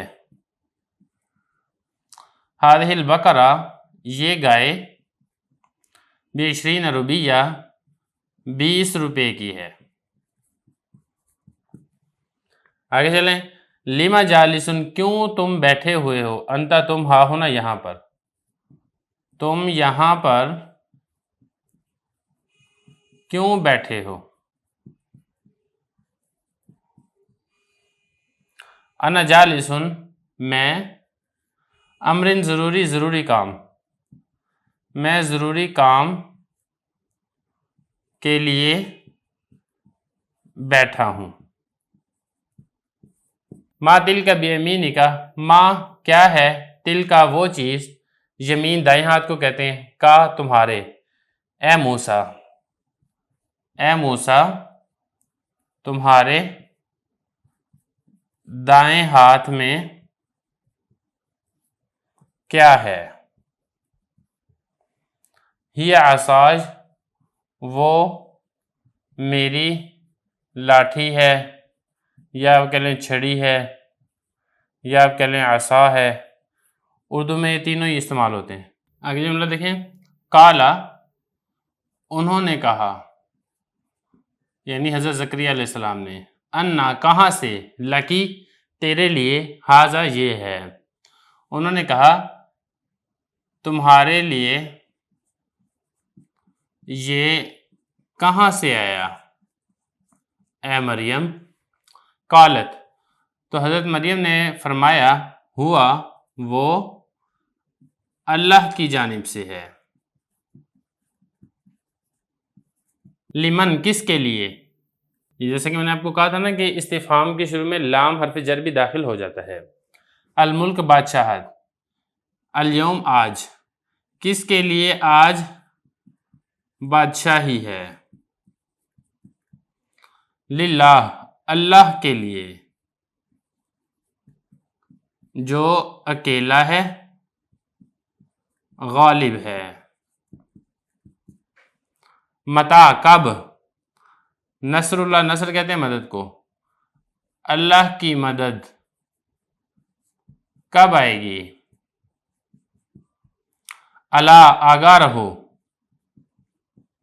یہ جو الا ہے نا یہ مخاطب کو متوجہ کرنے کے لیے آتا ہے۔ انا یقینی بات ہے، نصر اللہ اللہ کی مدد قریب ہے۔ تو یہ کچھ جملے تھے جن کا ہم نے عربی سے اردو میں ترجمہ کرنا تھا، جو کہ ہمارے یہاں تک مکمل ہو چکے ہیں۔ باقی جو سوالات ہیں وہ انشاءاللہ اس سے اگلی مشق کے اندر حل کریں گے۔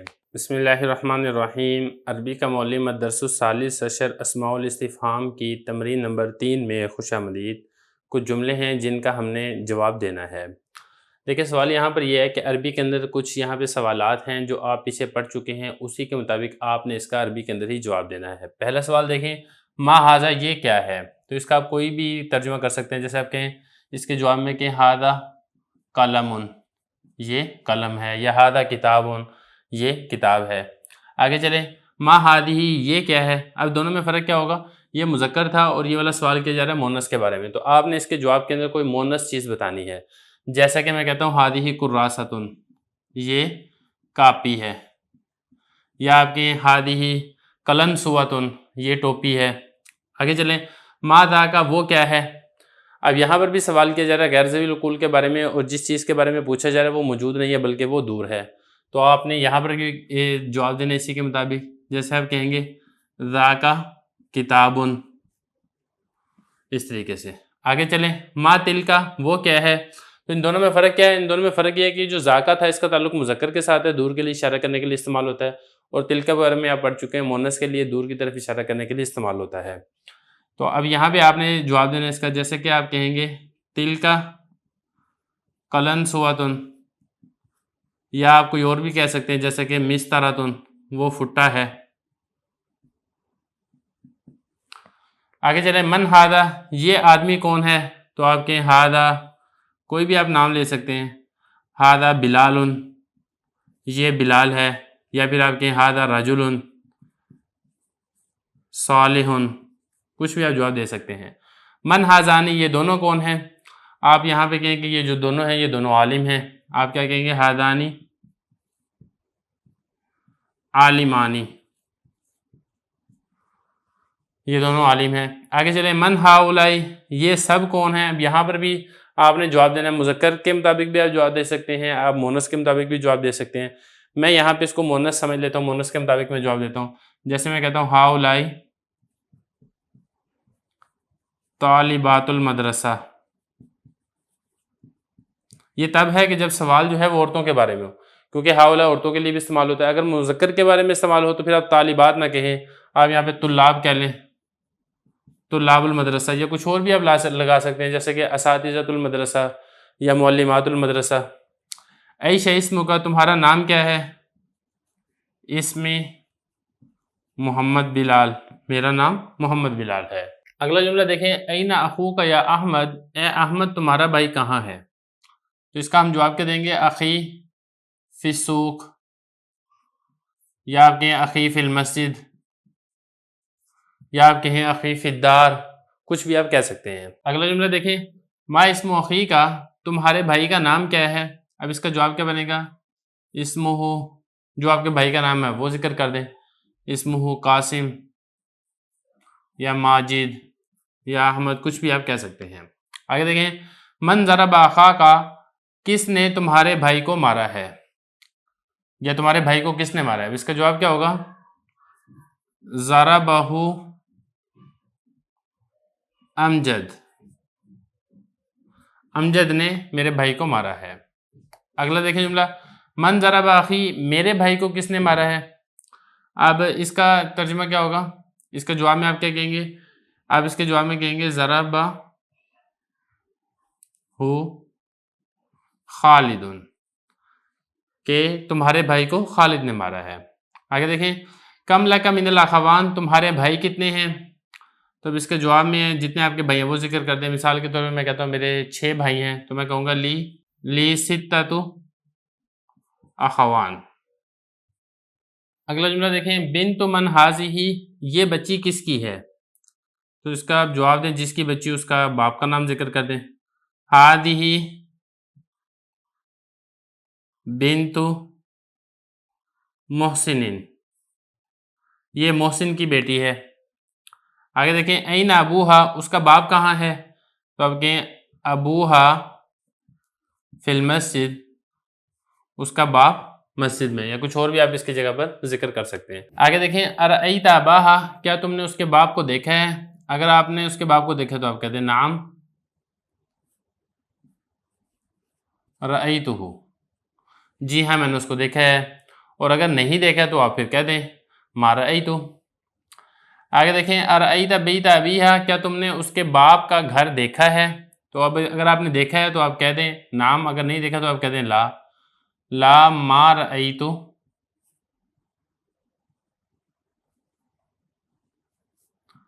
بیت ابیہا، میں نے اس کے باپ کا گھر نہیں دیکھا ہے۔ اگلا جملہ دیکھیں ایت النساء جالست عند امک، کون سی عورت ہے جو تمہاری والدہ کے پاس بیٹھی ہے؟ تو اب آپ ذکر کر دیں اگر آپ اس کو جانتے ہیں، اگر نہیں جانتے تو اب تب بھی بتا دیں۔ مثال کے طور پہ میں یہ کہتا ہوں کہ میری خالہ بیٹھی ہے تو میں کہوں گا ہیا خالتی، یا اسی طریقے سے اگر میری پھوپھی بیٹھی ہے تو میں کہوں گا ہیا عمتی، یا اسی طریقے سے اگر میری بہن ہے تو میں کہوں گا ہیا اختی، میری بیوی ہے تو میں کہوں گا ہیا زوجتی، کچھ بھی آپ ذکر کر سکتے ہیں۔ اگلا جملہ دیکھیں کیف ھذا الکتاب، یہ کتاب کیسی ہے؟ سہل آسان ہے یا مشکل ہے؟ تو آپ اگر آسان ہے تو آسان کہہ دیں، اگر مشکل ہے تو آپ مشکل کہہ دیں۔ میں کہتا ہوں مثال کے طور پہ ھذا الکتاب سہل جدا، یہ کتاب بہت آسان ہے، یا اگر مشکل ہے تو میں کہوں گا ھذا الکتاب صعب جدا۔ اگلا جملہ دیکھیں متی ذهب ابوک الی بمبئی، تمہارے والد بمبئی کب گئے تھے؟ تو اگر وہ گئے تھے کل گئے تو آپ امسی کہہ دیں، اگر آج گئے تو آپ الجوم کہہ دیں۔ مثال کے طور پہ کل کا ہے تو میں یہ کہوں گا ہوا ذهب الی بمبئی امسی۔ تو اس ترتیب سے آپ نے جو سوالیہ جملے کے لیے استفہام کا لفظ استعمال کرنا ہے، پھر اسی طریقے سے آپ نے اس کا جواب کرنا ہے۔ تو یہاں تک یہ ایکسرسائز مکمل ہو گئی ہے، اب باقی جو اگلی ایکسرسائز ہے وہ انشاءاللہ اس سے اگلے سبق کے اندر پڑھیں گے۔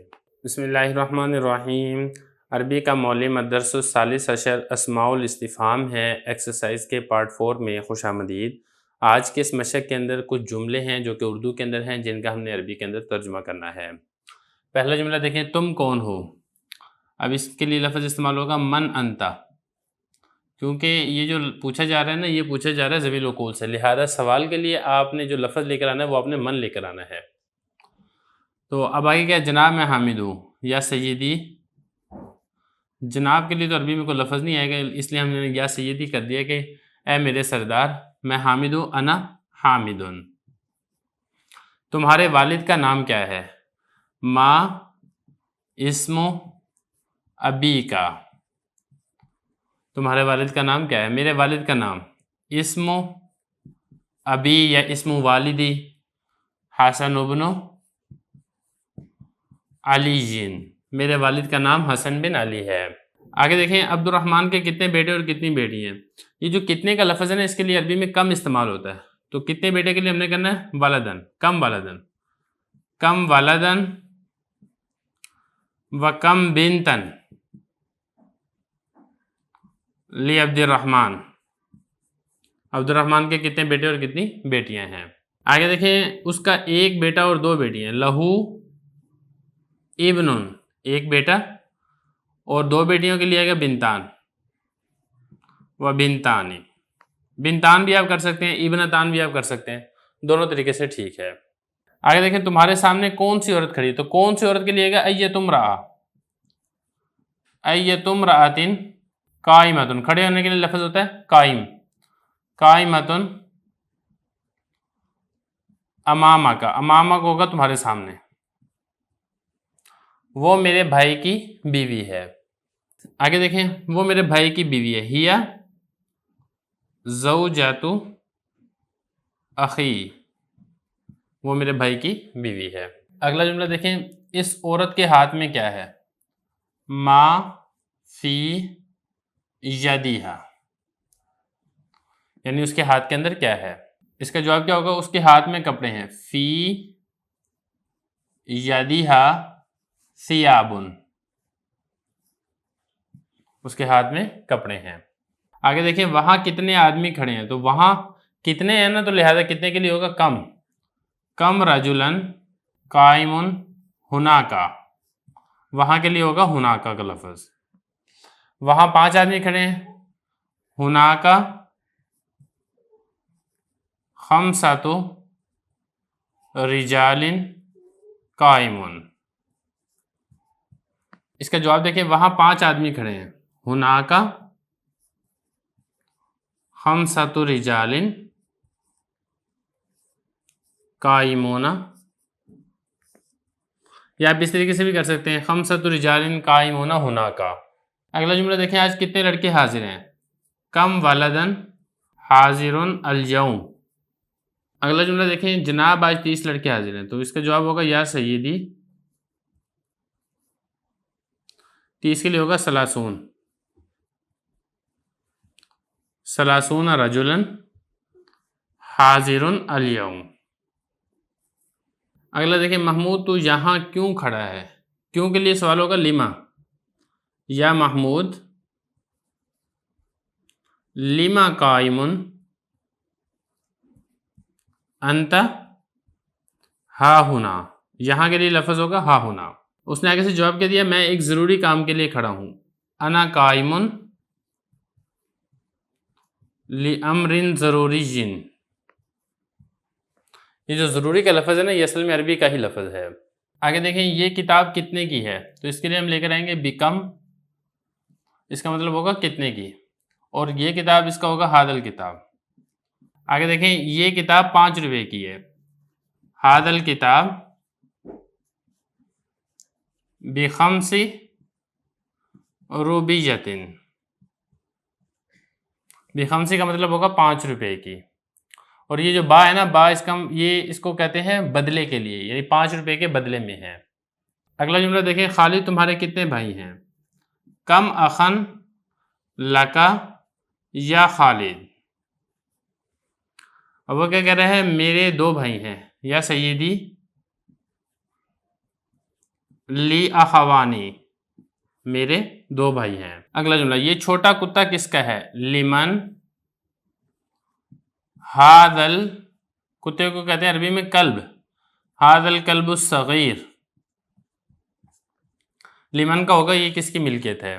جواب میں کیا ہے؟ یہ میرے ماموں کا کتا ہے، ہاذا کلب خالی، خال کہتے ہیں ماموں کو، تو خالی کا مطلب ہوگا میرے ماموں، اور کلب کتا، میرے ماموں کا کتا ہے۔ ابھی تم کہاں جا رہے ہو؟ ابھی یہ دیکھیں، مفرد کے لیے بھی ہو سکتا ہے، جمع کے لیے بھی ہو سکتا ہے۔ مفرد کے لیے ہو تو پھر آپ نے الگ کرنا ہے ترجمہ، جمع کے لیے تو آپ نے الگ کرنا ہے، کیونکہ اردو کے اندر تو کوئی فرق نہیں ہے، البتہ عربی کے اندر فرق ہوتا ہے۔ الی این ذاہبون انتم، تم ابھی کہاں جا رہے ہو؟ کیونکہ یہاں پر دیکھیں جمع اس لیے، اس کا آگے جواب دیکھیں نا، جواب میں جمع کا لفظ آ رہا ہے، تو اس سے پتہ چل رہا ہے کہ سوال میں بھی جمع ہے، تو اس لیے یہاں پہ جمع کا لفظ استعمال کرنے ہیں۔ جناب ہم مدرسے جا رہے ہیں، تو یا سیدی نحن ذاہبون الی المدرسہ۔ اگلا جملہ دیکھیں، تمہارا بھائی کب گیا؟ متی ذہب اخوک، اس کا آگے جواب کیا؟ وہ 1 گھنٹہ قبل گیا، ہوا ذہب قبل ساعۃ، وہ 1 گھڑی یا 1 گھنٹہ پہلے گیا۔ تو یہاں تک یہ جو چوتھا حصہ تھا مشق کا، یہ مکمل ہو گیا ہے۔ اب اس کے بعد انشاءاللہ 5واں حصہ کریں گے مشق کا، جو کہ اس سبق کی آخری اور فائنل مشق ہے۔ بسم اللہ الرحمن الرحیم۔ عربی کا معلم الدرس الثالث عشر اسماء الاستفہام کی تمرین نمبر 5 میں خوش آمدید۔ سبق مکمل ہو چکا ہے، تمرینیں بھی اس کی 4 ہو چکی ہیں۔ آج کے اس ویڈیو کے اندر اس کی آخری تمرین کو ہم حل کریں گے۔ تو آخری تمرین میں کچھ سوالات ہیں، ان سوالات کے جواب دینے ہیں۔ پہلا سوال دیکھیں، اسماء استفہام کون کون سے لفظ ہیں اور حروف استفہام کون کون سے، اور دونوں میں فرق کیا ہے؟ دیکھیں، اسماء استفہام آپ پڑھ چکے ہیں، من، ما، ماذا، عیشہ، این، ایتن، کم، کیفا، اینا، متا، لما، لماذا، انا، یہ اسماء استفہام ہیں۔ حروف استفہام بھی آگئے ہیں، یہ تنبیہ نمبر 2 میں آپ دیکھیں گے نا، حروف استفہام ہے، حل اور حمزہ، یہ ہیں۔ اب رہی بات یہ کہ ان دونوں کے درمیان فرق کیا ہے؟ فرق ان دونوں کے درمیان یہ ہے کہ جو حروف استفہام ہے وہ جملے کے اندر مبتدا یا فاعل نہیں بن سکتے ہیں، لیکن جو اسماء استفہام ہیں وہ جملے کے اندر مبتدا اور فاعل بن سکتے ہیں، مبتدا بھی بن سکتے ہیں، فاعل بھی بن سکتے ہیں، مفعول بھی بن سکتے ہیں۔ دوسرا سوال دیکھیں، اسماء استفہام کو جملوں میں کہاں رکھنا چاہیے؟ اس کا جواب بھی گزر چکا ہے کہ جو اسماء استفہام ہیں وہ جملوں کے شروع میں داخل ہوتے ہیں، جیسے من ابو کا، مگر جب وہ مضاف الیہ واقع ہوں تو عام قاعدے کے مطابق انہیں مضاف کے بعد لانا چاہیے، جیسے کتاب و من، یا اسی طریقے سے اسم استفہام پر لام حرف جر بڑھا کر جملے کے شروع میں بھی لا سکتے ہیں، لمن الکتاب۔ یہ جو تنبیہ نمبر 2 ہے نا، اس میں یہ ساری کی ساری تفصیل لکھی ہوئی ہے۔ تیسرا لفظ دیکھیں، اسماء استفہام میں کون سا لفظ معرب ہے؟ تو دیکھیں ایون اور ایتن یہ معرب ہے، باقی اس کے علاوہ سارے کے سارے مبنی ہیں، کیونکہ یہ دیکھیں گے نا تنبیہ نمبر 1 میں یہی والی بات ذکر کی گئی ہے۔ اس کے بعد چوتھا سوال ہے، کم کتنے قسم کا ہے اور ہر قسم کے بعد اسم کا اعراب کیا ہوتا ہے؟ یہ والی بات بھی گزر چکی ہے کہ کم کی 2 قسمیں ہیں، ایک ہے کم استفہامیہ یعنی سوال کرنے کے لیے، اور دوسرا ہے کم خبریہ یعنی خبر دینے کے لیے۔ جو کم استفہامیہ ہے اس کے بعد جو اسم ہے اس کے اوپر نصب آتا ہے، اور جو کم خبریہ ہے اس کے بعد جو اسم ہے اس کے اوپر جر آتی ہے۔ اس کے بعد آگے سوال نمبر 5 ہے، ایون اور ایتن کا استعمال کس طرح ہوتا ہے؟ مثالیں دے کر سمجھاؤ۔ یہ والی بات بھی گزر چکی ہے کہ ایون اور ایتن اپنے ما بعد کی طرف مضاف ہوتے ہیں، یعنی اس کا جو بعد والا لفظ ہوتا ہے وہ مضاف الیہ ہوتا ہے، اور ایون اور ایتن یہ مضاف ہوتے ہیں۔ مثالیں بھی اس کی گزر چکی ہیں، جیسے ایو رجل اور ایو الرجال مذکر کے لیے، مونث کے لیے جیسے ایت امرأۃ اور ایت النساء۔ اس کے بعد آگے ہے اما اور فیما اصل میں کیا ہے؟ یہ والی بات آپ پڑھ چکے ہیں کہ جو میم الف ما ہے جو کہ استفہام کے لیے استعمال ہوتا ہے، بعض اوقات ایسا بھی ہوتا ہے کہ جب اس کے شروع میں حرف جر داخل ہو جائے تو میم الف ما کا جو الف ہے اس کو حذف کر دیا جاتا ہے، جیسا کہ فی ما، جب فی حرف جر داخل ہوا تو میم الف ما کے آخر سے ہم نے الف کو حذف کر دیا تو پیچھے بچا فی ما۔ اسی طریقے سے اما، جو میم الف ما کا الف تھا جب شروع میں ان لگا تو نون کا میم میں ادغام ہو گیا اور آخر سے الف حذف ہو گیا تو پیچھے بچا اما، جیسے کہ قرآن مجید میں بھی آتے ہیں نا اما یتساءلون۔ یہ 6 سوالات ہیں جن کے جوابات میں آپ کو بتا چکا ہوں۔ اسی تمرین کا جو اگلا حصہ ہے وہ یہ ہے کہ کچھ جملے یہاں پر ذکر کیے گئے ہیں اور کہا گیا ہے کہ ان عبارات کے اوپر اعراب لگانے ہیں۔ میں یہاں پر مٹا کے عبارت لکھوں گا، پھر انشاءاللہ اس کے اوپر اعراب بھی لگا دوں گا۔ کچھ جملے ہیں جن کے اوپر اعراب لگانے ہیں، ایک ایک کر کے لگا لیتے ہیں۔ لمن، یہ لام جا رہا ہے لہذا اس کے اوپر کسر آئے گا، اور من ہے یہ جو کہ سوال کرنے کے لیے استعمال ہو رہا ہے۔ ہذہ مبنی ہے، اس کا اعراب یہی والا ہے۔ الناقۃ،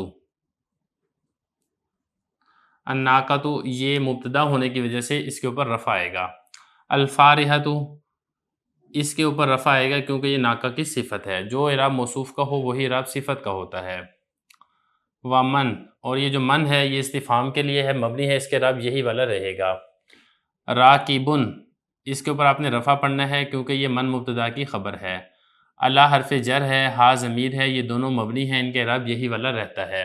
ترجمہ دیکھ لیں، یہ حسین اونٹنی کس کی ہے اور اس اونٹنی پر کون سوار ہے؟ آگے دیکھیں، حل ہوا امو کا، حل ہوا، ان دونوں کا بھی اعراب فکس ہے کیونکہ مبنی ہے، مبنی کا اعراب ایک ہی رہتا ہے۔ امو، اس کے اوپر آپ نے رفع پڑھنا ہے کیونکہ یہ خبر ہے، اور کاف ضمیر ہے، ضمیر کا اعراب بھی فکس ہوتا ہے کیونکہ وہ مبنی ہوتی ہے۔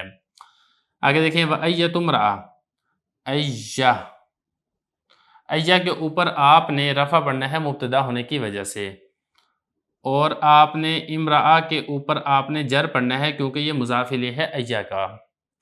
ایۃ امرأۃ کون سی عورت ہے؟ قائمۃ، قائمۃ کے اوپر رفع اس لیے پڑھا جا رہا ہے کیونکہ یہ خبر ہے، خبر مرفوع ہوتی ہے، اور اندہ اس کا اعراب فکس ہے کیونکہ یہ مبنی ہے، اور بابی اس کے اوپر جر پڑھیں گے کیونکہ یہ اندہ مضاف کے لیے مضاف الیہ ہے، مضاف الیہ پر جر ہوتی ہے، اور داری، دار کے اوپر بھی جر پڑھیں گے کیونکہ یہ باب کے لیے مضاف الیہ ہے، مضاف الیہ پر جر ہوتی ہے، اور کاف اس کا اعراب فکس ہے کیونکہ یہ مبنی ہے۔ والی ماذا، اس کا اعراب بھی فکس ہے کیونکہ یہ سارے حروف مبنی ہیں۔ آگے دیکھیں، ومن ان یمین، اس کا ترجمہ بھی دیکھ لیں، کون سی عورت تمہارے گھر کے دروازے کے پاس کھڑی ہے اور کیوں کھڑی ہے؟ آگے بھی ترجمہ دیکھ لیں، ومن ان یمینہا، اور اس کے دائیں طرف کون ہے؟ کیا وہ اس کا بڑا لڑکا ہے؟ ومن، اس کا اعراب بھی فکس ہے مبنی ہونے کی وجہ سے، ان، اس کا اعراب بھی فکس ہے مبنی ہونے کی وجہ سے کیونکہ یہ حرف ہے، حرف مبنی ہوتی ہے۔ یمینہا، نون پہ کسرہ پڑھیں گے، جر پڑھیں گے، کیوں؟ کیونکہ یہ مجرور ہے ان جارہ کی وجہ سے، اور ہا اس کا اعراب بھی فکس ہے مبنی ہونے کی وجہ سے۔ حل، اس کا اعراب بھی فکس ہے، ہوا اس کا اعراب بھی فکس ہے، یہ دونوں مبنی ہیں۔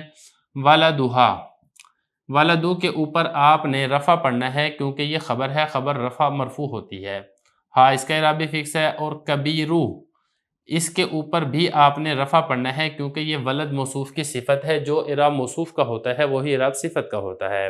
آگے دیکھیں، کم لک من الناقات یا صالح و کم لک من البقرات، اے صالح تمہاری کتنی اونٹنیاں ہیں اور تمہاری کتنی گائیاں ہیں۔ کم لکا، ان دونوں کا اعراب فکس ہے مبنی ہونے کی وجہ سے، من اس کا اعراب بھی فکس ہے مبنی ہونے کی وجہ سے، ناقاتی اس کے اوپر آپ نے جر پڑھنی ہے من جارہ کی وجہ سے، یا صالحو اس کے اوپر آپ نے رفع پڑھنا ہے کیونکہ یہ منادہ ہے، منادہ مفرد معرفہ ہو تو اس کے اوپر رفع آتا ہے۔ اور اسی طریقے سے کم، لکا، مینا یہ سارے کے سارے مبنی ہیں لہذا ان کا اعراب فکس ہے۔ بقراتی اس کے اوپر آپ نے جر پڑھنی ہے من جارہ کی وجہ سے۔ کم شاتن عندک یا حامد و کم بقرتن اے حامد تمہارے پاس کتنی بکریاں اور کتنی گائیاں ہیں۔ کم شاتن پڑھیں گے، کیوں شاتن پڑھیں گے؟ کیونکہ کم استفہامیہ ہے، کم استفہامیہ کے بعد جو لفظ ہوتا ہے وہ منصوب پڑھا جاتا ہے جیسے کہ آپ پہلے پڑھ چکے ہیں۔ عندکا ان کا اعراب فکس ہے مبنی ہونے کی وجہ سے، یا حامدو اس کے اوپر آپ نے رفع پڑھنا ہے کیونکہ منادہ مفرد معرفہ ہو تو اس کے اوپر رفع آتا ہے۔ وکم باقارتن پڑھیں گے، کیوں؟ کیونکہ یہ کم ہے اور کم کی وجہ سے جو آگے والا اسم ہے اگر کم استفہامیہ ہو تو پھر اگلے والے اسم پر نصب آتا ہے جیسا کہ آپ نے شاتن پہ نصب پڑھا تھا۔ آگے دیکھیں، حل ارسل محمود مکتوبا الی ابیہ کیا محمود نے خط اپنے باپ کی جانب بھیجا ہے؟ حل اس کا اعراب فکس ہے مبنی ہونے کی وجہ سے، ارسلہ اس کا اعراب فکس ہے مبنی ہونے کی وجہ سے کیونکہ فعل ماضی ہے، فعل ماضی مبنی ہوتا ہے۔ محمود اس کے اوپر رفع پڑھیں گے کیونکہ یہ ارسلہ کا فاعل ہے۔ مکتوباً اس کے اوپر نصب پڑھیں گے کیونکہ یہ ارسلہ کا مفعول ہے۔ الی حرف جر ہے، اس کا اعراب فکس ہے۔ ابیہ ابی کی حالت جری ہے کیونکہ اس سے پہلے الی موجود ہے، یہ اسماء ستہ مکبرہ میں سے ہے، اور ہی ضمیر ہے اور ضمیر مبنی ہوتی ہے۔ نعم یا سیدی جی ہاں میرے سردار، نعم یہ مبنی ہے، اس کا اعراب فکس ہے۔ یا سیدی یہ جو اسم ہے اسم منقوص ہے، اسم منقوص کی تمام حالتیں اسی طریقے سے آتی ہیں۔ کم مکتوبن اس کے اوپر جر پڑھنا ہے کیونکہ یہ کم خبریہ ہے، کم خبریہ کے بعد والا جو لفظ ہے اس کے اوپر جر آتی ہے۔ کتنے خط؟ بہت سے خط۔ ارسلہ بھیجے، ارسلہ پڑھیں گے کیونکہ فعل ماضی اس وزن کے اوپر آتا ہے۔ محمودن محمود پہ رفع پڑھیں گے کیونکہ ارسلہ کا فاعل ہے۔ الی حرف کا اعراب یہی والا ہوتا ہے، ابھی ہی یہ پہلے آ چکا ہے، یہاں پر مجرور ہے الی کی وجہ سے۔ لیکن اس کا اعراب فکس ہے مبنی ہونے کی وجہ سے۔ ما اس کا اعراب بھی فکس ہے مبنی ہونے کی وجہ سے۔ جا اس کا اعراب بھی فکس ہے مبنی ہونے کی وجہ سے کیونکہ فعل ماضی ہے، لیکن جواب نہیں آیا اس کی جانب سے۔ ما جا جوابو پڑھیں گے اس کو، جوابو رفع اس لیے پڑھے کیونکہ جا کا فاعل ہے۔ من حرف ہے، اس کا اعراب فکس ہے۔ اند اس کا اعراب بھی فکس ہے۔ ان دی پڑھیں گے کیونکہ من جار کی وجہ سے مجرور ہے، اور ہی ضمیر کے اوپر بھی جر پڑھیں گے۔ تو یہاں تک ہماری یہ جو مشق ہے اس کے جو 5 حصے ہیں یہ مکمل ہو چکے ہیں۔